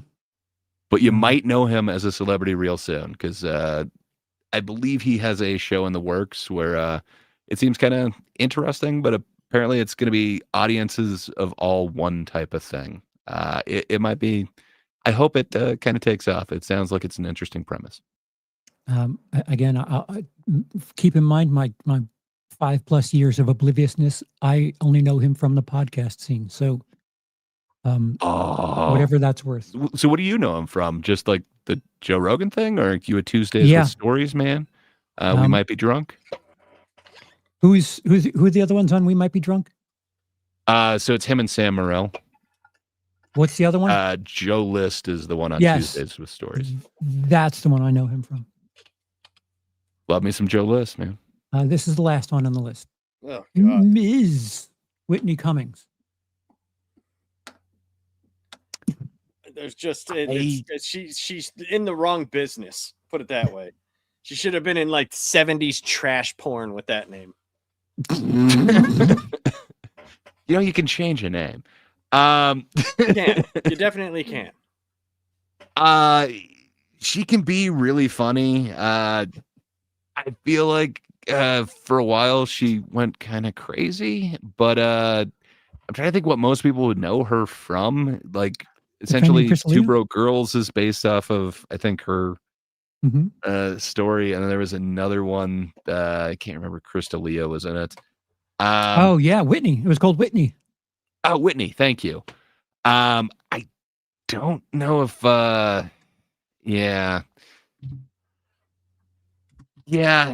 so Justin points out that she's not exactly part of the Rogan-sphere. I think they did part at some way, but she was she was for a while. Yeah, blame Google on that one. I just went on Google's top 15. She was for like 2 years. Yep. She's definitely had some big episodes on there. I don't know. So Jaden's saying that Norman isn't in there. I don't know, man. He's part of Protect Our Parks, which is like the big one that includes Shane Gillis. I'd say he's definitely in the sphere. Full disclosure. But he is the one who gives Rogan the most shit, and it is hilarious because Rogan really doesn't understand it. So full disclosure, I searched, I said Rogan-sphere comedians into Google, and what we're talking about right now is the list. And we'll finish this off with Joe Rogan. But just for people understanding, like this wasn't, we didn't have like a meeting of the minds. This was explicitly Google that just said, here's the most popular from the Rogan-sphere. That's literally what I typed in, Rogan-sphere comedians. So stupid oh Google. no. I don't know if sorry, I don't know if I should read that. I don't know if a aloud. lot of people know her as a comedian, but I don't know if a lot of people know her from like that Whitney show. Like it got canceled because a lot of people didn't see it. I mean, people don't know her. She did pretty good on roasts. She's definitely written for roasts before as well. I don't know. I'm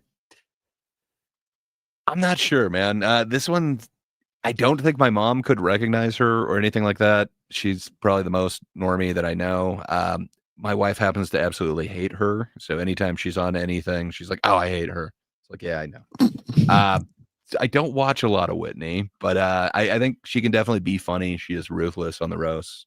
I definitely dug that, but yes, people would more know her as a celebrity. I don't think she's known most by normies mostly as a comedian. Sir, normies were pretty in tune with the Hawk Tour podcast, and Ms. Whitney Cummings was a integral part of that series. I don't know. I know her as a comedian because of the roasts. That's what I knew her from. So I would say that's probably where, if you're watching roasts, Comedy Central, say that's pretty normie, so that's why I'd say that would be my guess. Okay. Would be yeah. Another rare occurrence where I have overlap. There's a Venn diagram with me performing at the same time she was. Again, another LA comedian, but So I'm the asshole on this one. The comedy appreciation one, for some reason, I'm saying no. I only know her from roasts. Like that's how I found out about her. So that's why I would think, because since I've seen her on Comedy Central, I would assume that's pretty. I don't. How do I word it? That's pretty. I don't know how to word what I'm trying to word. It's fine. But so.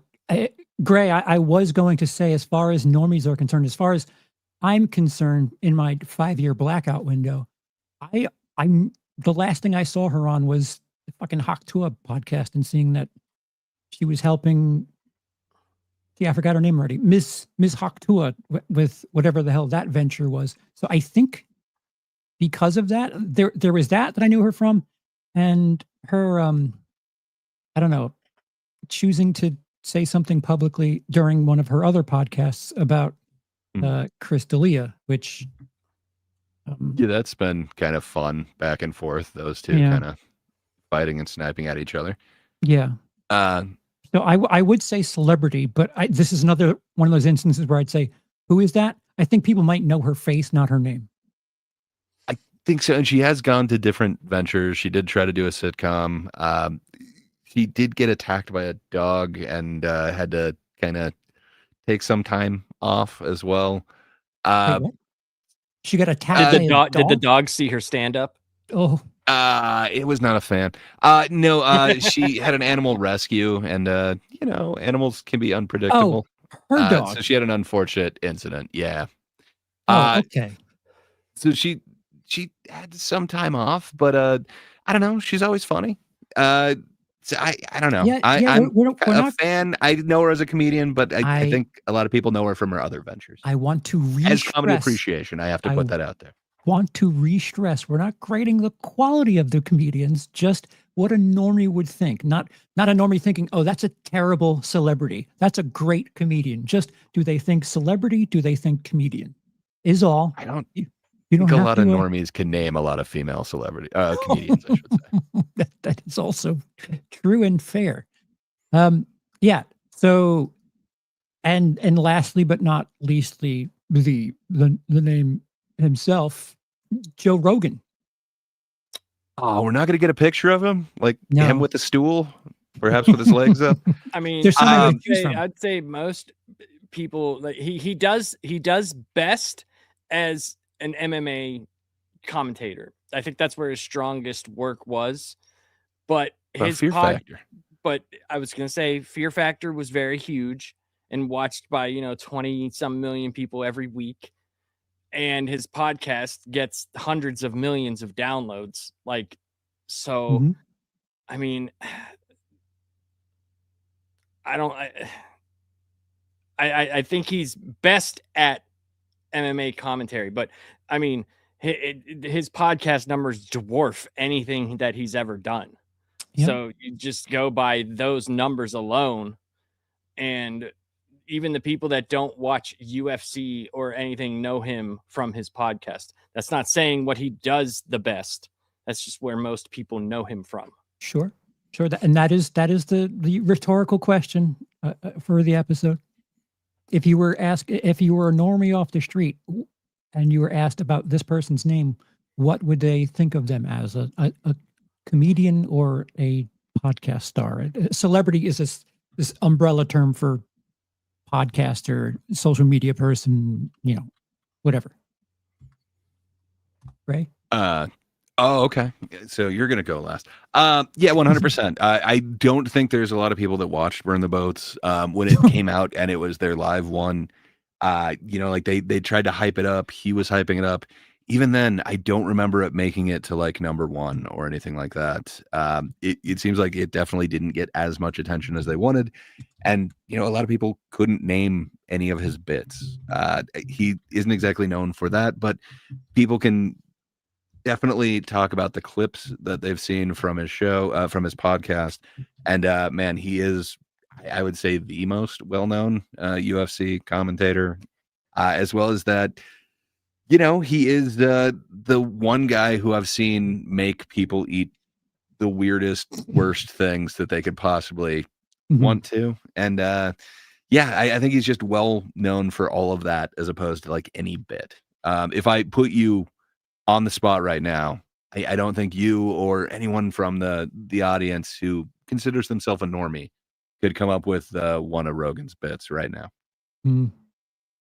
Yeah. So over on the WILIscredia channel in the chat, we had a live poll, and I agree with the poll. It's not just because it was over on my channel, but I will give you the results. Coming in at number one out of the four choices, with 48% of the vote, was podcast host. I think people know of Joe Rogan as a podcast host most above all else. Yep. Number two on the list at 28%, MMA commentator. I think that's fair as well. Number three on the list with 21%, being a Fear Factor host. It's a legendary show. Sure. And no, I wouldn't consider that stand-up on there, in case you're wondering. And you dick. Last of the four choices, with 3% of the vote, stand-up comedian. I don't know if I would go that harsh, but I do think of him as people know him as. Like Right. I can tell you like of like 6 people that I know didn't know that he did UFC. Like they were like, he does UFC. I was like, not as much anymore, but they knew him as the Fear Factor guy. Yep. And he got a super popular podcast. Yeah, I think all of his success right now, like in the comedy sphere, people are giving him credit for like making, he owns a comedy club in Austin. Like he's gray with money as far as the art of comedy is concerned. I think he's a romantic for the art, but he wouldn't have that opportunity without podcasting, without his MMA commentary, without Fear Factor. And he didn't get around very much as far as touring. Like he's been doing this for decades. I never crossed paths with him. It seems to me like he was always like a LA local. Like he would do stuff at the store quite a bit. For sure. And I don't know. Like I'm sure there's a ton of comedians out there that they're known for something else. And Joe Rogan is just like super popular. Well, the one thing that I would differ in everything you said that he owns a comedy club in Austin. I would say he owns the comedy club in Austin. Fair enough. But other than that, yeah, I completely agree with everything that you're saying. He's not known as a prolific comedian, but he is known as a prolific podcaster. I think it would be kind of stupid to lean into the thing that's not being as successful. Like, why not? This thing that he thought was just him and his friends bullshitting, like originally on his couch and then in the back room at the Ice House. Man, like, why wouldn't you lean into that? Yeah. Madness says in my chat, he stopped touring years ago as he was fed up of it. Also, why he stopped doing all UFC events. He's fed up of traveling. Mm-hmm. I mean, you get up in age. You know what I mean? Like, sure. I barely like going out of the house. No, listen. Trust me. Listen, someone who stopped because of COVID just absolutely said, "No, I'm not leaving anymore." I understand it, but if anything, if you watch that Burn the Boat special, that is someone who did not test that material out on the country. Supposedly he did. He said that he got to try it out with the Austin audiences, and he got to go back to the Comedy Store, and supposedly he went to a bunch of different places, and he worked out every last second of it so that he knew exactly how every last syllable he said would land. So he worked it out in the Comedy Store, which is essentially his home away from home, and other places in Texas. From what I understand, yes, but mostly his home club. I think a lot of people in your part of the world, in the square states, would take issue with that, and I think where the real comedy is happening in New York, I think the audiences there would let you know whether or not something works or not. I'm being very real comedy. Oh man, I'm being very vitriolic and stupid. I was really scrounging for it, but Louis J. Gomez, the aforementioned, Skankfest host and 1/3 of the Legion of Skanks, he actually recently got into like kind of a Twitter beef with Tony, where Tony said like all the good comedians are in Austin, and he was kind of beefing, saying like, no, they're in New York. I don't know. I was scrambling to try and find that, and I wasn't able to before the show, but I'm glad you came prepared instead. But I just said we should compare some of this, because I don't know, man. I do think New York has some real heavy hitters, but you just called it like where the real comedians are. So listen, I don't know. Well, they're not where I live, so I can tell you that. Well, there's some Austin guys who can compete, and Austin has Roseanne as well. I mean, brother. She's a heavyweight. It's Roseanne. Wait, did New York officially lose Jim Brewer to Austin? Because that helps. If you take, maybe Jim Brewer, but you still got Jim Gaffigan. I'll take him. If you take Jim Brewer off the New York roster and put Jim Brewer on the Austin roster, that is like addition by subtraction there. Fair enough. Is he based in Austin now? I do not know. It sounds like he could be, but I have no clue. I think, like, again, this is just me being completely oblivious. Again, full disclosure, New York-based comedian. Most of my material was spent in that tri-state, New York, New Jersey, Connecticut area there. Pennsylvania counts too. But so I'm like showing my favoritism. But it says as of 2025, comedian Jim Brewer is based in Naples, Florida, where he lives with his family. Okay. So nobody gets it. I was totally wrong. And that's just what it says on Google. So, I'm just saying it could be wrong. It could be wrong. It says he's born and raised in Valley Stream, New York, and previously lived in Chester Township, New Jersey for many years before moving to the west coast of Florida in August of 2021. He's tours globally with his Find the Funny tour and hosts a weekly podcast. Blah blah The blah. search blah, blah. continues. But that's what it says. It's Brewers based of Naples, Florida. Okay, so no one has them. That's a loss for someone. So I don't know. Jacob seems to be on the Louis J. Gomez train, saying Right. anyone who says Austin beats NYC for comedy is delusional or Dude, trolling. So what? I think they're trying to the make biggest it comedy podcast ever. You've got we're going on from here, but there's a lot of them. Ron White's there now, the legend. So I think like this can certainly be a discussion because I think it's interesting, and I could reiterate the issues. I think New York is more comedians that are just focusing on stand up. LA is comedians, but if an acting gig comes in, then that's what I'm doing now. To me, it feels like Austin is, I want to say the N-word, retard, and talk about transes. Which comedy atmosphere can I do that in and feel safe? That's what. Good. Go on. I mean, I was going to say that it feels, every week in New York. I got to see him do it live last Christmas. It was great. I was going to say it. I think they're trying to make Austin the place where someone says, I'm going to make it, and where the people say they would make it is, usually for entertainment business, it would be California. Comedy, it was always New York. That's All right, so I guess that's I'm just coming in here repping Austin next time. Okay. No. I didn't say. I said they're trying to do that. I'm not saying that it hasn't reached that point. I don't know. I'm being honest. I don't know. I haven't. This is the most since me and you, Grace, started this before we had Charles on. That's when I started looking more into the comedy sphere of everything. So this is all getting, pushed back into my brain, and a lot of it has been Austin stuff. But I agree with Charles. Right?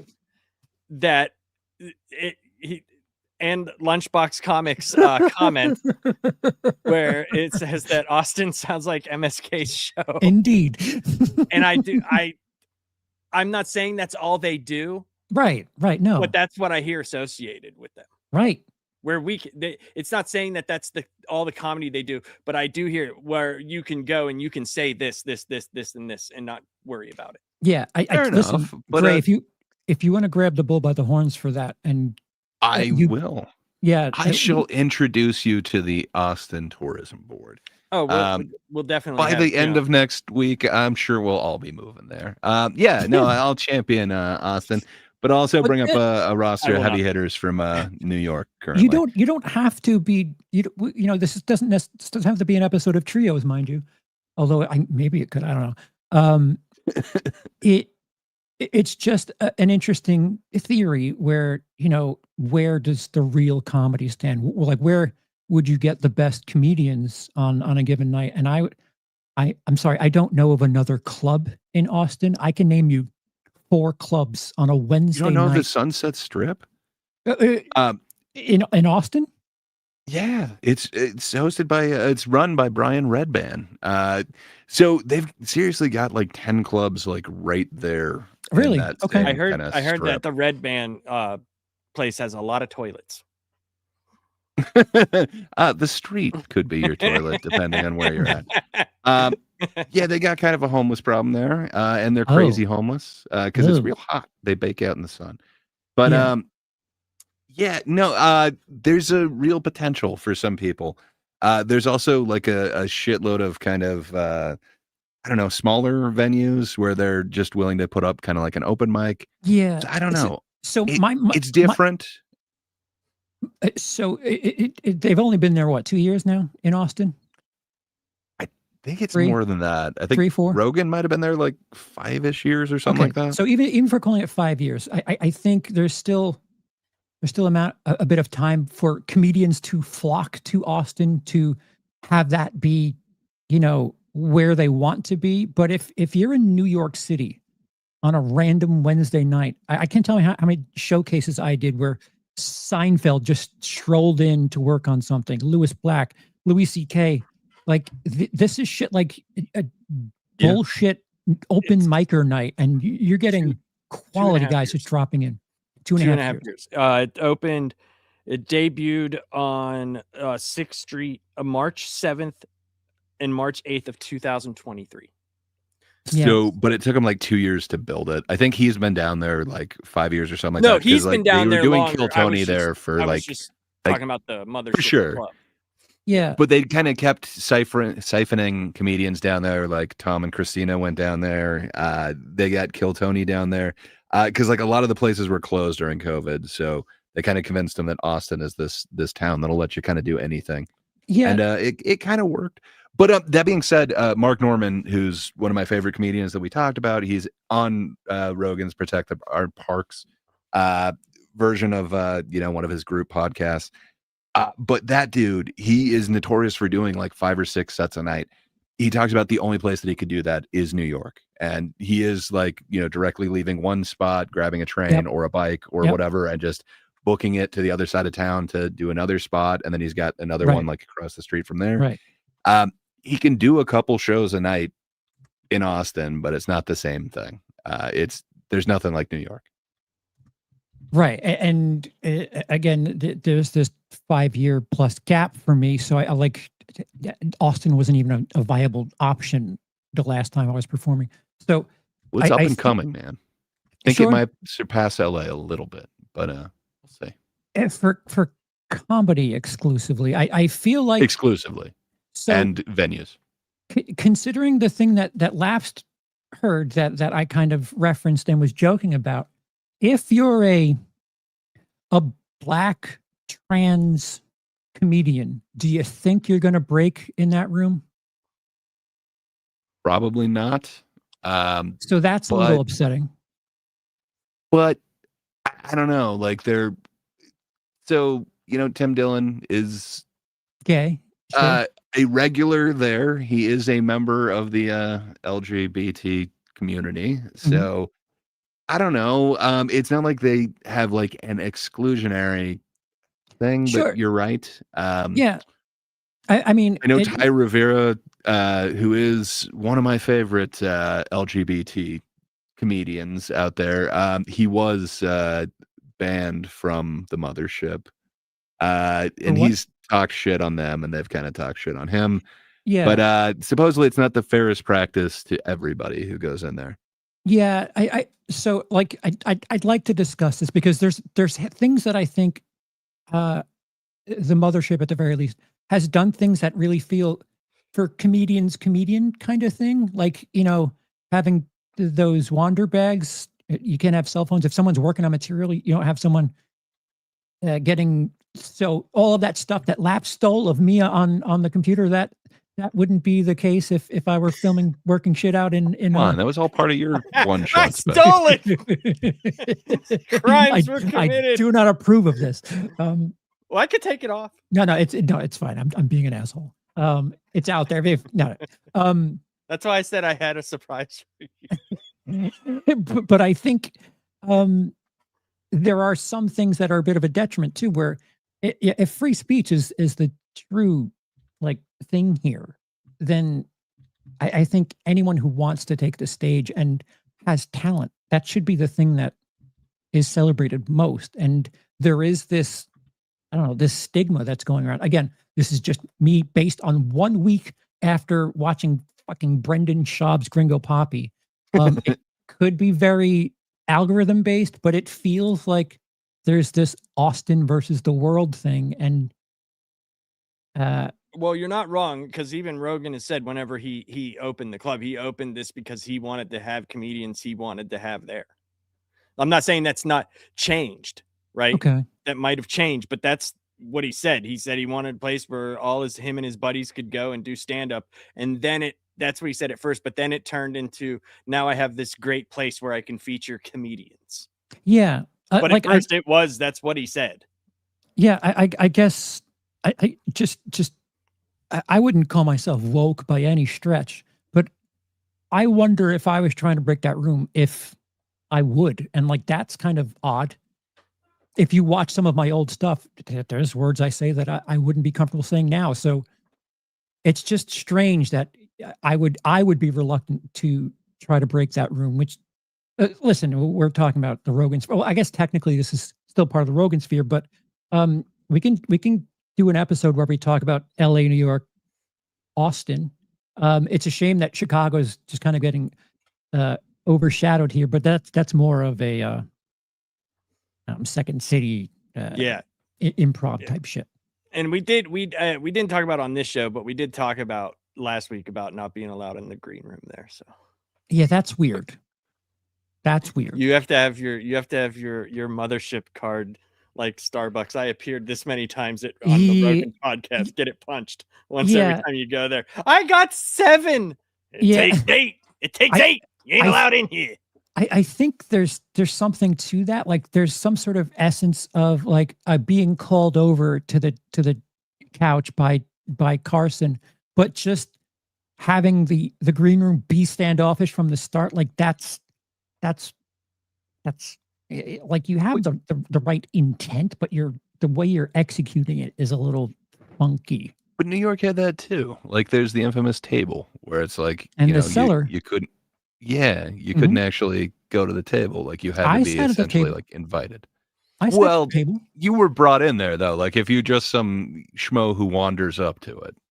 Well, that's but comedians can sit there. Comedians, right? Like I thought they could, but I don't know enough. I don't know enough. So I have heard about actual from comedians saying that they went there and they weren't even allowed to go in there. Yeah, that's what I've heard, and that's funky. That's funky to me. And I think also it hurts too, because we had talked about this before, where we don't have like a Letterman or a show that's that strong anymore, right, where these guys get featured and brought up, and it's like, I don't know. It feels like yes, it's changing. You could see these people more and more and more, but it was special. I don't know. Yeah. Whenever I saw someone new and I liked them, the whole journey of like seeing them and going and finding their stuff or waiting for that special to come out. It's all wide open now. Like, right. You have it's like you almost hear everything before they put the material out. Right. Right. Yeah. Warren says the benefit of going to Austin is getting on the Rogan podcast, not the mothership. For sure. But at the mothership is almost guaranteed to be sold out. Like there's very few shows there that have remaining tickets. It's kind of a destination thing at this point. So I'm sure that doesn't hurt, but you're right. The Rogan bump is going to be way bigger than the mothership. But hopefully you get both while you're there. But I mean, if you're a comedian, I would hope so. Like if you're doing the Rogan podcast and you're there in Austin, why wouldn't you be at the mothership? That sounds crazy. Because somebody more famous is there. So, you could do Little Boy, but you can't do. Would you be allowed in the green room then? I mean, me personally, probably not. You got to have that punch card. Gray, they'd let you in, dude. How often do you meet a sentient jar of mustard? I mean, this is like, you would be the feature in there. Yeah, what did you call yourself? That'd be cool. Not a Band-Aid, but for comedy? Comedy appreciation. The chuckle honey. A chuckle twink. Oh, a chuckle bunny. I am not a chuckle bunny. What can I say? Yeah. So we all watched to kind of swing back to Tony Hinchcliffe for a second. We all watched something he's trying to erase off the internet, which is titled One Shot. So this isn't the one that he's trying to erase. He had a half hour. I want to say it was like, I can't remember how many years ago it was, but that one kind of got erased. It was like a Netflix thing. It's hard to find that one now. Oh, okay. But One Shot is his one from like 10 years ago ish. Yeah. I think it was 2016 or something. Yeah, 2016. And it's literally what it says. It is a one shot, and it's rough, complete with like the cliched ending. It's cliched, all right. I get it. I was just waiting for the guy to take his hand out of his back and reveal that it was a fucking puppet the whole time. It does look like a ventriloquist doll. Dummy, if you can get over that, there's so long.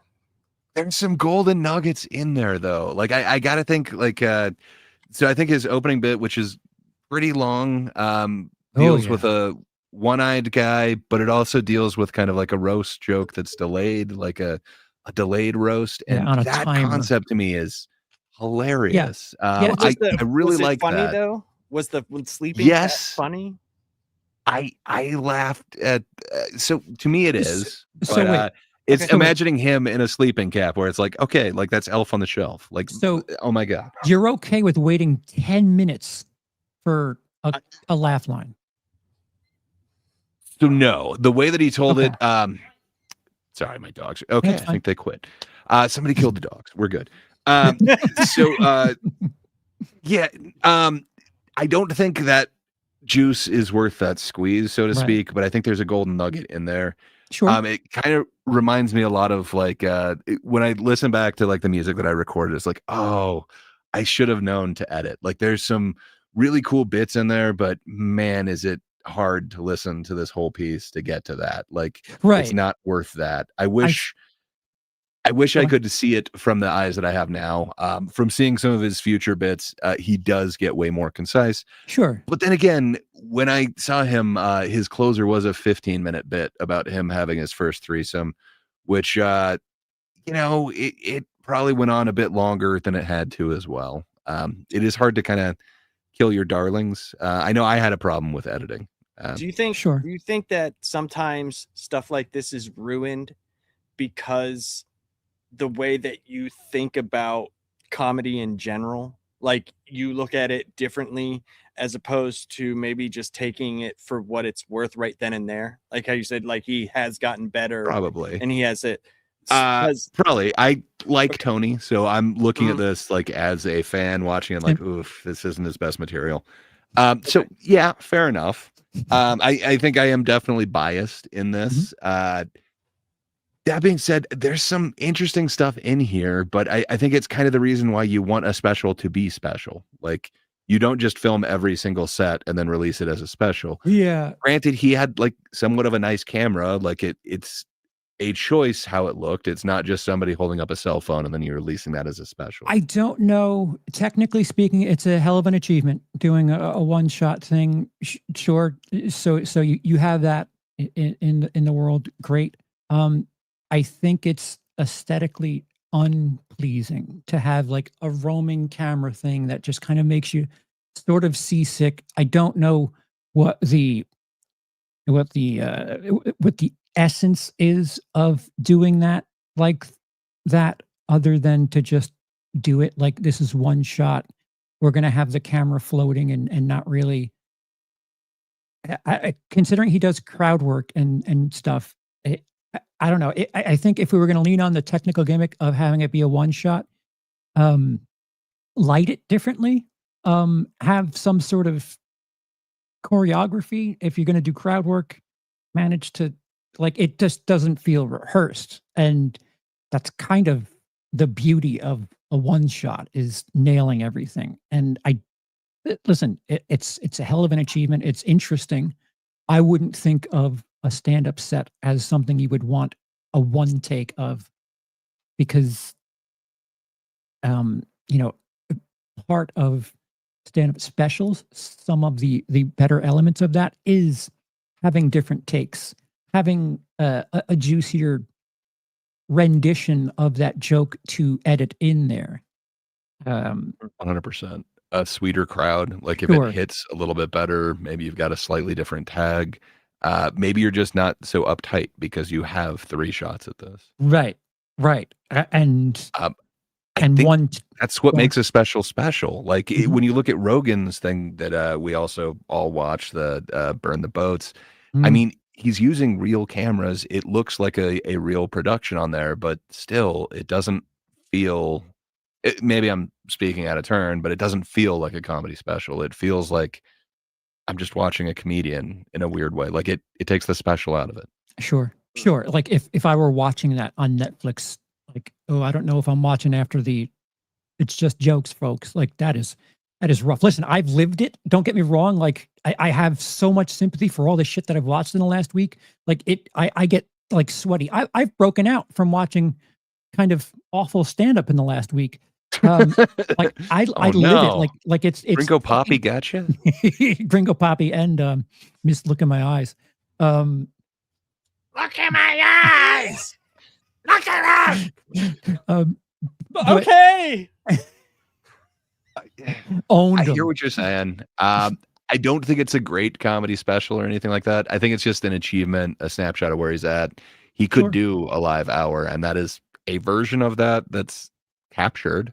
I don't know. I look Yeah. back at like some of the live recordings that I have, and it's like, yeah, they're not great. But when I look back at like my entire like catalog of not just like stuff that I have, but like all the CDs that I have, I think the real albums are something special. And then I have live versions of the albums, but I don't view that nearly the same. Like it's always sounding a little bit thinner. It's always, I didn't play this quite For sure. right. Right, sure. sure.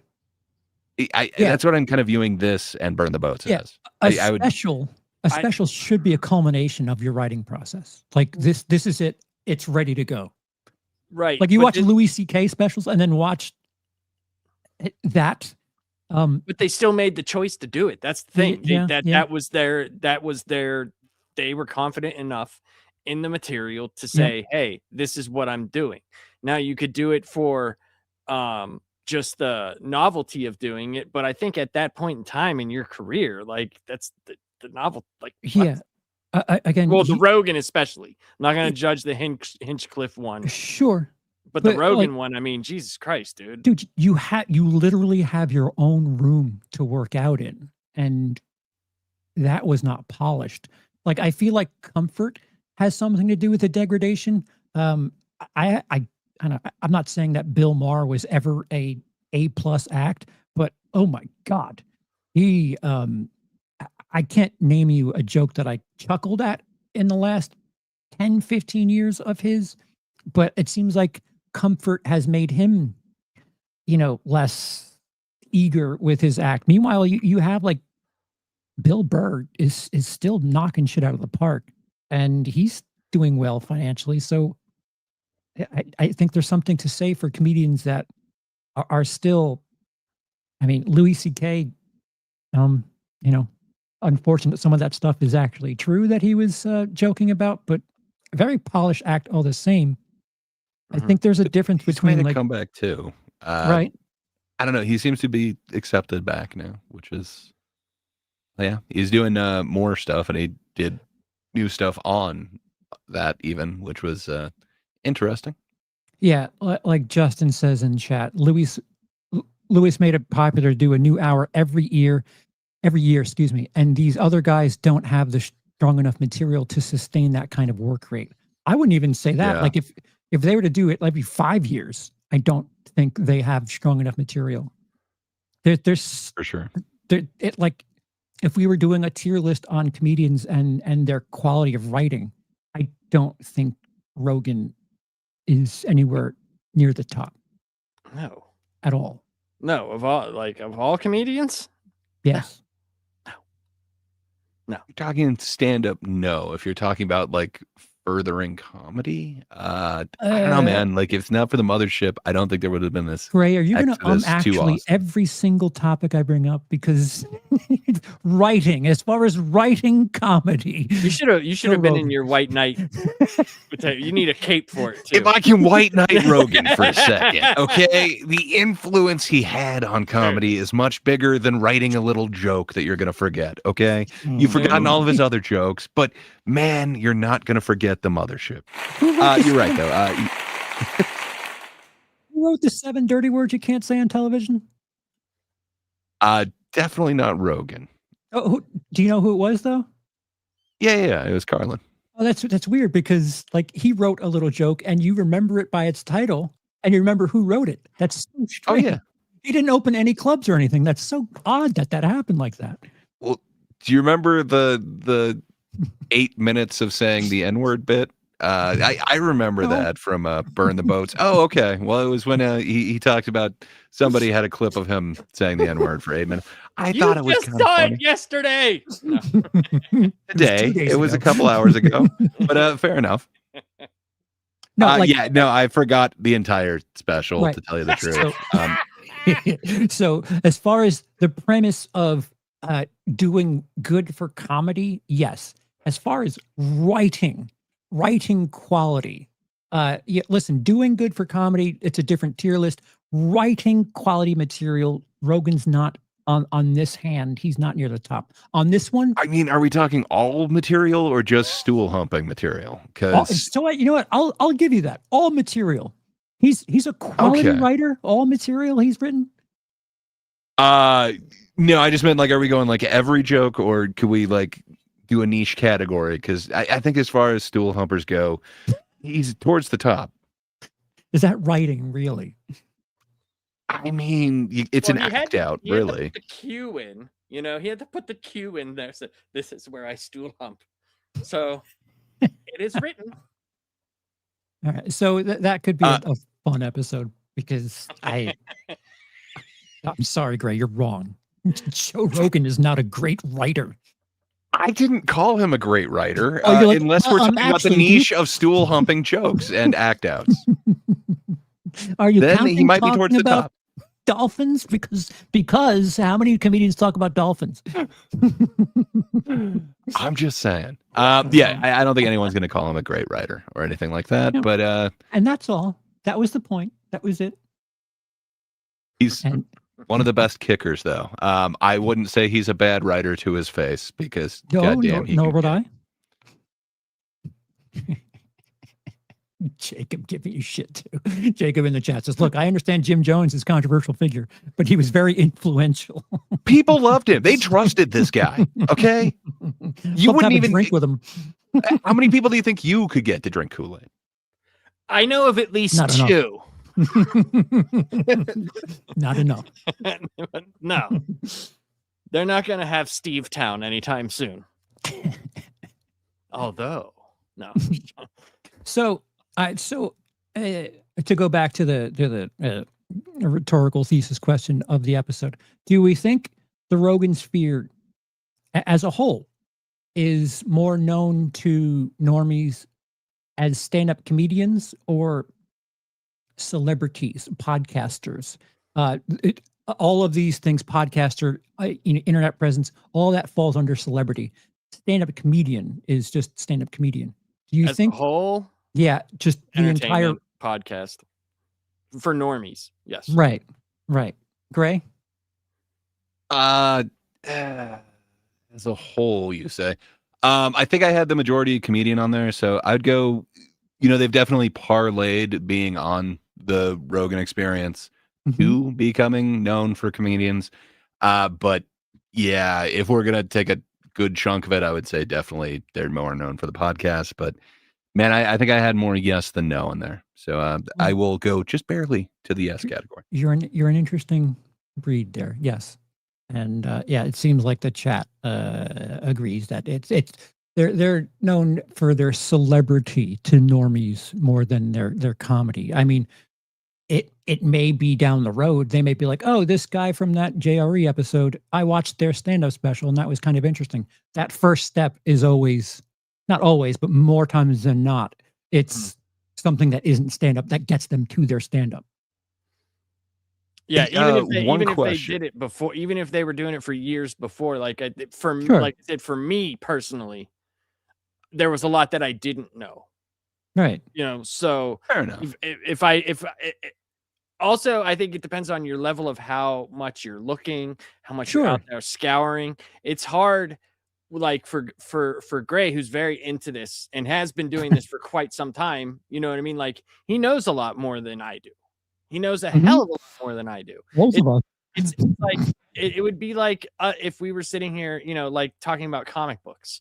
Mhm. Like I could, tell you things that you're just like, what? Who Yeah. cares? Yep. And he just knows more about the subject and the more about the Right. topic and the subjects. Mhm. So I think that plays a huge level into where said person from. Yeah. I Trying think to be a normie. I'm sorry that I'm a chuckle bunny. Okay. No, dude, there's nothing. I meant that in the nicest way because, like I've said, one of the reasons why I wanted to do this whole thing is because of the experience of the people above me. Yeah, it's Like a very yeah, interesting dynamic we have here as far as relationship to comedy. for sure. Gray, you were Helps me cope. I enjoy it. I think it works. So Blu-ray Madness said you guys need to do an episode reacting to British comedy. I know you haven't been watching a lot of like U.S. comedy or American comedy, but have you been watching British comedy? Are you familiar with like Kevin Bridges, Sarah Millican, or Jimmy Carr? So Jimmy Carr, yes. Jimmy Carr's over there now, though. So that's interesting. There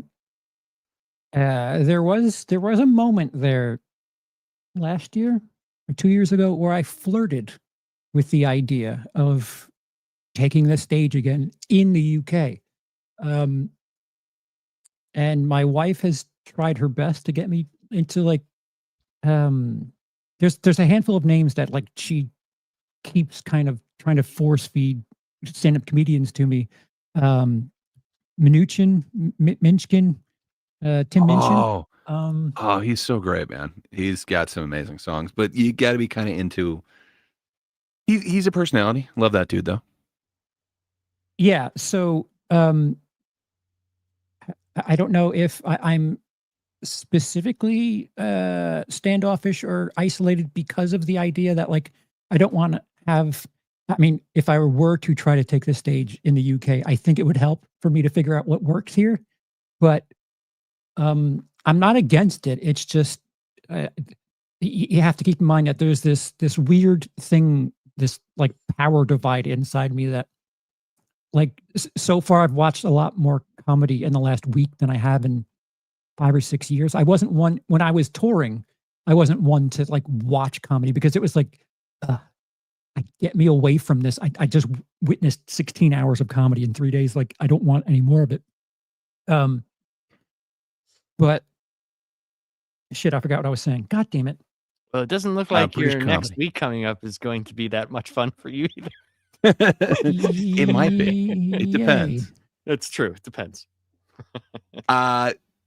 Okay. Well, fair enough. Have you kept up with like Jimmy Carr? Like he I'm might be. familiar with Jimmy Carr. Oh, I was gonna say he might be one of the biggest ones to come out of there, but yeah, I don't know. So he just did the Riyadh Festival, and then just after that, I happened to see him. He came to a symphony hall in my town. It was kind of fun, but yeah, see somebody dressed all proper, speaking so dirty. yeah. I I enjoy know it. Jimmy Carr is a comedian because of the clips. Mhm. He would always do something like making fun of someone who said something to him. Like not necessarily a heckler, but you know what I mean? Someone would yell something out and then he would totally roast them. And it was like the nicest, most proper way, but it was ruthless. Yeah, the clusest thing to he's Don great. Rickles I could think of alive right now. And you It is call Jimmy me Carr. Yeah. old. Busting out the Rickles. I don't call you that, Oh. sir. No, I Rickles is amazing, though, man. He's a legend. Yeah, I mean, like if you're looking for the next best thing right now, it's probably Jimmy Carr. You go there? You wouldn't go like Jeff Ross? He keeps getting called an insult comedian instead, which is, I believe, what Rickles was under. And I think some of the chat has, questions it's outside the Rogan-sphere, and maybe we could do those, Sinbad. because they're asking, someone had asked, let me see where did it go? Jacob has asked, do you think Eddie Murphy is better known as a celebrity or comic? Fuck. Someone else, Celebrity. Unfortunately, Blu-ray. When's the asked- last time he did a comedy special? 1980. Unfortunately, I think. But like 5? he had the puppets at the end of the doc. Maybe he's going to do a puppet show. And then- I would count that as stand-up. So we do have, questions that are there from, the chat. So I think that's So- something interesting to Go, it go goes past further. the Rogan-sphere. Yeah, it goes past Go that at one some more point. down, though. The real question: Sinbad, comedian or celebrity? Well, Neither. I will tell you know this. Sinbad from? Can I Neither. can I tell you this? So I knew him obviously from movies, but does anybody remember the Sinbad talk show? No. Yes. Okay. Do you remember the MC that called him out? I do not. Okay, me and my brother thought this was the funniest thing. So this must have been like 97, maybe 96, 97. He'd be like, the MC would be like, and now coming out, the man with the high butt, Sinbad. I swear on my life, the high butt. What? Just remember the like ski pants or whatever the hell he would Man with wear. the high butt. But yeah. What? I don't remember that. He's in a beloved one of mine. What is it called? Like House Guest or something? You're wrong. You're wrong. Adam, thank you for being a member. He states, and rightly so, obviously we all know Sinbad from Shazam. That's what we know. Exactly. From the thing that doesn't exist. That's Phil so Hartman, true. That is so true. Mm-hmm. I've had people argue with me about that. Or like the Berenstain Bears. It's Steen. It never was. Stop it, your silliness. We're He's in a right, simulation. Mm-hmm. Thanks, Adam. Yeah, there's certainly like guys. Who was it that took 50 episodes before they really started? Oh, Rogan. So we have a high bar to reach. With there's only episode 2, so we're working the kinks out. We're gonna have things that will be a bit more normal, a bit more regular segments on the show. But tell your friends. Let us know in respective comment sections, because the algorithm is where we get all the I don't know, suggestions, the praise. It gets spread to other people. Tell us where we're wrong. Yes, please do. Open At least a discussion. One of us, probably me, was wrong. So let me know where. Yeah, Doc says 97. Oh yeah, I wasn't old enough to be watching TV. I was actually responding to Doc. I was like, damn, mine was 21. Fuck. Old enough to vote and drink. I was old enough to drink. Yeah, like we would hear that and we would laugh so hard, because like the Arsenio people, the people in this audience would be going like this. It's right about here. Oh no. Oh yeah, it's great. I'm gonna definitely get the clip somehow. Okay. And that's how we're gonna introduce Charles every week. So you opening up cans of worms. Yeah. Fucking hell. So shit. Someone commented after the fact on a stream from last week, and I don't know. Well, you've already seen my material, so someone commented on like the VOD of last week's episode that for punishment, you should compare one of my sets to Brendan Schaub and count how many punchlines there are. Ooh. Well, I can say this. After going through a bunch of your stuff, I genuinely laughed, and there were jokes. Here's the thing, whether you like it now or not, if we're talking about the subject matter, I'm not fishing for compliments. I I don't want to be there. It would. Oh, you're going to be there. It would definitely be you by a mile. Yeah, that would be interesting. We could have like the little counter.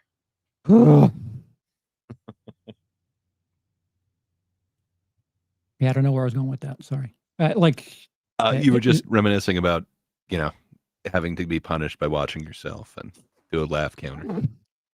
Which one has more laughs per minute? Money needs to be involved for me to be taking that punishment.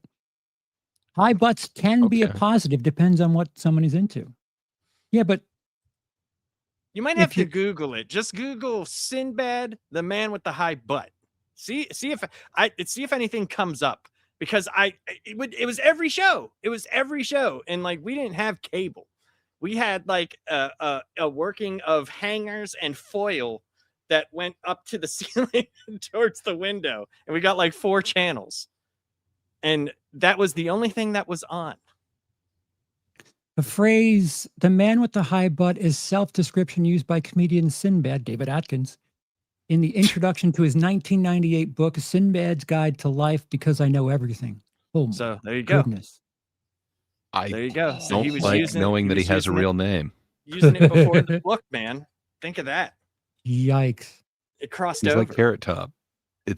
He can only be known as Sinbad to me. Like I don't like that I can now say his name is David. Ooh, No. No. I like this comment by Adam. This is actually a perfect comment. Will, you're gonna be the guy from Clockwork Orange being forced to watch your stuff. We're gonna get you the eye things and get a dropper person.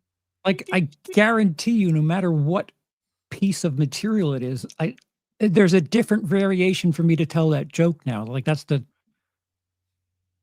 And I also think you've ruined Doc. Doc, Yeah. Right? What do you think? What do you mean his name isn't Sinbad? Just rewind the last couple of minutes.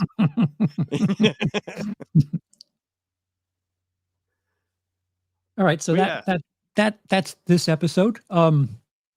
It seems like at the very least, we kind of figure that the Rogan-sphere, for the most part, is known as something other than comedians first. Mhm. Gray. Battle is admitting the truth. I am not going to admit this. What I think is they have used that Rogan bump to really be known as comedians. But I respect your guys' decision and the fact that you overshadow me in your votes for that they're mostly celebrities as opposed to comedians. Gray, we're saying the same things, just out of order. What you're saying is stage 2, they find out that they're comedians. But stage 1 is, oh, the person from that podcast. Yeah. Okay. I'll take. Tell me where I'm wrong, people. I kind of disagree. Okay. All right. Well, yeah. Please open a conversation for those of you who are watching in the future. Gray, I think. Go on, Laps. I'm sorry. And one thing I would appreciate, whether it's on my channel or say, comment on the outro and intro. It will be changed a little bit. But tell us what you think, if you like the whole motif or if you think it should be different. I think it should be different. I think there should be clips of Gray doing stand-up. I could film myself talking to no one. I can do it for you. Listen, it's humiliating. I'll take it. Gray, I think you're taking the ball next week. We had a couple ideas here just now. Do you have something figured out otherwise? Yeah, so 2 things. I'll give you option A or B. So we could talk about Matt Rife's, holiday crowd work special, which I know are 2 of your favorite things. 3 if we include Matt Rife. But the other choice is we could talk about New York versus LA versus Austin. I think there might be more meat on the second bone, so to speak. But perhaps that first bone is chiseled. Who knows? Laps, I'm kind of okay with either, to be honest with you. I will say the Rife thing only because it's new. We can get it out of the way. The more we prolong it, the more I'm gonna have to watch Matt Rife.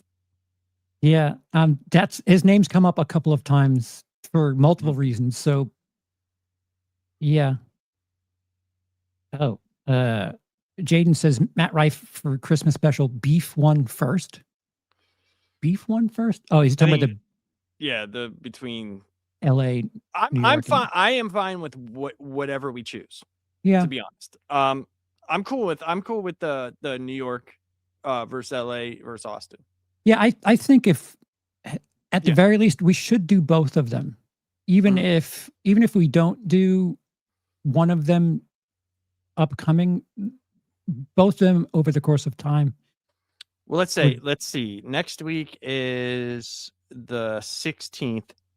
And then the week after that's the 23rd. That's perfect. If we do you those, want to do Rife for the 23rd? Be right before then, before Christmas. Gray, you're right with that. Rife on the 23rd and intra-city beef for next week. Yeah, I think Jaden had a great point. Yes, we will do what Jaden Miller Art said. Yeah. Yeah. That could be our Christmas. But now, are we dressing up for Christmas? Yes, I think we have to. Gray, you have to be on camera. If I'm putting a fucking Santa hat on, you're going to be on screen. None of this mustard shit. What if I put a little hat on my mustard? I could do AI shit too. I can have some holly in the corner. I think you will be surprised at what you will be seeing from me. Ooh. Maybe a You Chris. have to wear clothes. You have to wear Oh, clothes. no. It is. It is. Believe me, dude. All right, let's do Believe this. me. Yeah, I don't even. Yeah. Just for the Christmas special, I'll be on camera. We can go in costume. Let's do this. Yay. Awesome. Laps, what do you got coming in the future? Friday, we're doing last panel. I'm not exactly sure what we are doing, but I'm going to talk that over with Gray. If you want to come, you're more than obviously welcome. And then what we'll probably do with that is decide what we're doing for this week and then next week. And depending if people want off, because I think then the next one after that is the 26th, the day after Christmas. I'll be on because I always do a Christmas special that nobody has ever. I have never had one live viewer, and I hope to keep it going. So don't show up to Labs Comic Fan channel if you see it. I always do this like holiday special where it's like sad me opening up tons of stuff and nobody watches. It's great. It's a fun time. But I'm focusing on this channel and doing stuff for Thank God It's Tuesday and last panel. And me and Lunchbox Warren are going to be starting to review comics on Laps Comic Fan and his channel. I think we nailed down Monday for that, but we're going to work everything out. So we will be doing some comic stuff. So if you're interested in that, there you go. It's not clickable. I don't know what the fudge pack I did, but if you just type that in the at thing at the last panel 1 in YouTube, that should. I tried to just get at last panel and it will not let me do it. And there's no other channel called last panel. It just will not let me do it. Yeah, it's a pain in the ass. Tried so many times changing it. I'll even try it again, but hopefully it works. Gray Poupe. Yeah. Content soon, but if not, every Thursday, check out The Thinkers. It's an international panel of people who get together, disagree about everything. I don't think we have a set thing for this week, but I'm sure we're all going to disagree, and you'll get an international perspective. Come over, join us. You'll see some. We'll never match last week. That's for sure. I enjoyed last week's episode. I did. I thought it was great. We had the best guest we've ever had. So if that intrigues you, go on over to YouTube at That Darn Kidda and check out last week's. Perhaps come over for this week's Thinkers every Thursday. And then, of course, you can catch us all here the last panel on Friday. Maybe something in the near future. And got some movies to watch for that. That's all I got going on. Yeah. The most talented person in this house was on Thinkers last Thursday. She did a great job, man. She did. I thought she did great. Anytime I have stuff that's prepared and edited and written, you can figure out who's helping writing that stuff. So I watched a couple of things. There's a thesis video that won't be up in the month of December. There's something that maybe won't be up. There might be a Poison Ivy video in the month of December, but I've filmed something, not Poison Ivy, the fucking Batman character. No, I know what Poison Ivy you're talking about. You're talking about Boobies Poison Ivy. Yeah, Drew Barrymore, just a little too young. And filmed something that might be a parallel release on Savage Cinema, which is a Who Would Like That video on Lilia Forever. And thanks to Laps for that. That was a good Christmas cheer movie for those of you who are looking to be less than happy. It's uplifting. Yeah, that will be probably up the soonest of the prepared material. I saw you in the chat, Justin. Holiday season is really rough for syncing up 5 schedules. I don't know if we're getting a debrief in December, but other live stuff, Thinkers Thursday. I'll probably be here on Last Panel Friday, and then here again next week for Ticket. Yeah. So you have the wheel, sir. I can't shut this down. You gotta turn the lights out. Yeah, if you guys can comment on the outro and intro and see what you guys like. And for everybody here, thank you all for showing up. Thank you, Charles, for everything that you're doing for this channel and all of us. And Gray, as always, awesome, man. I appreciate Hit the buttons. Do all the things. Yeah, sorry. I'm waving.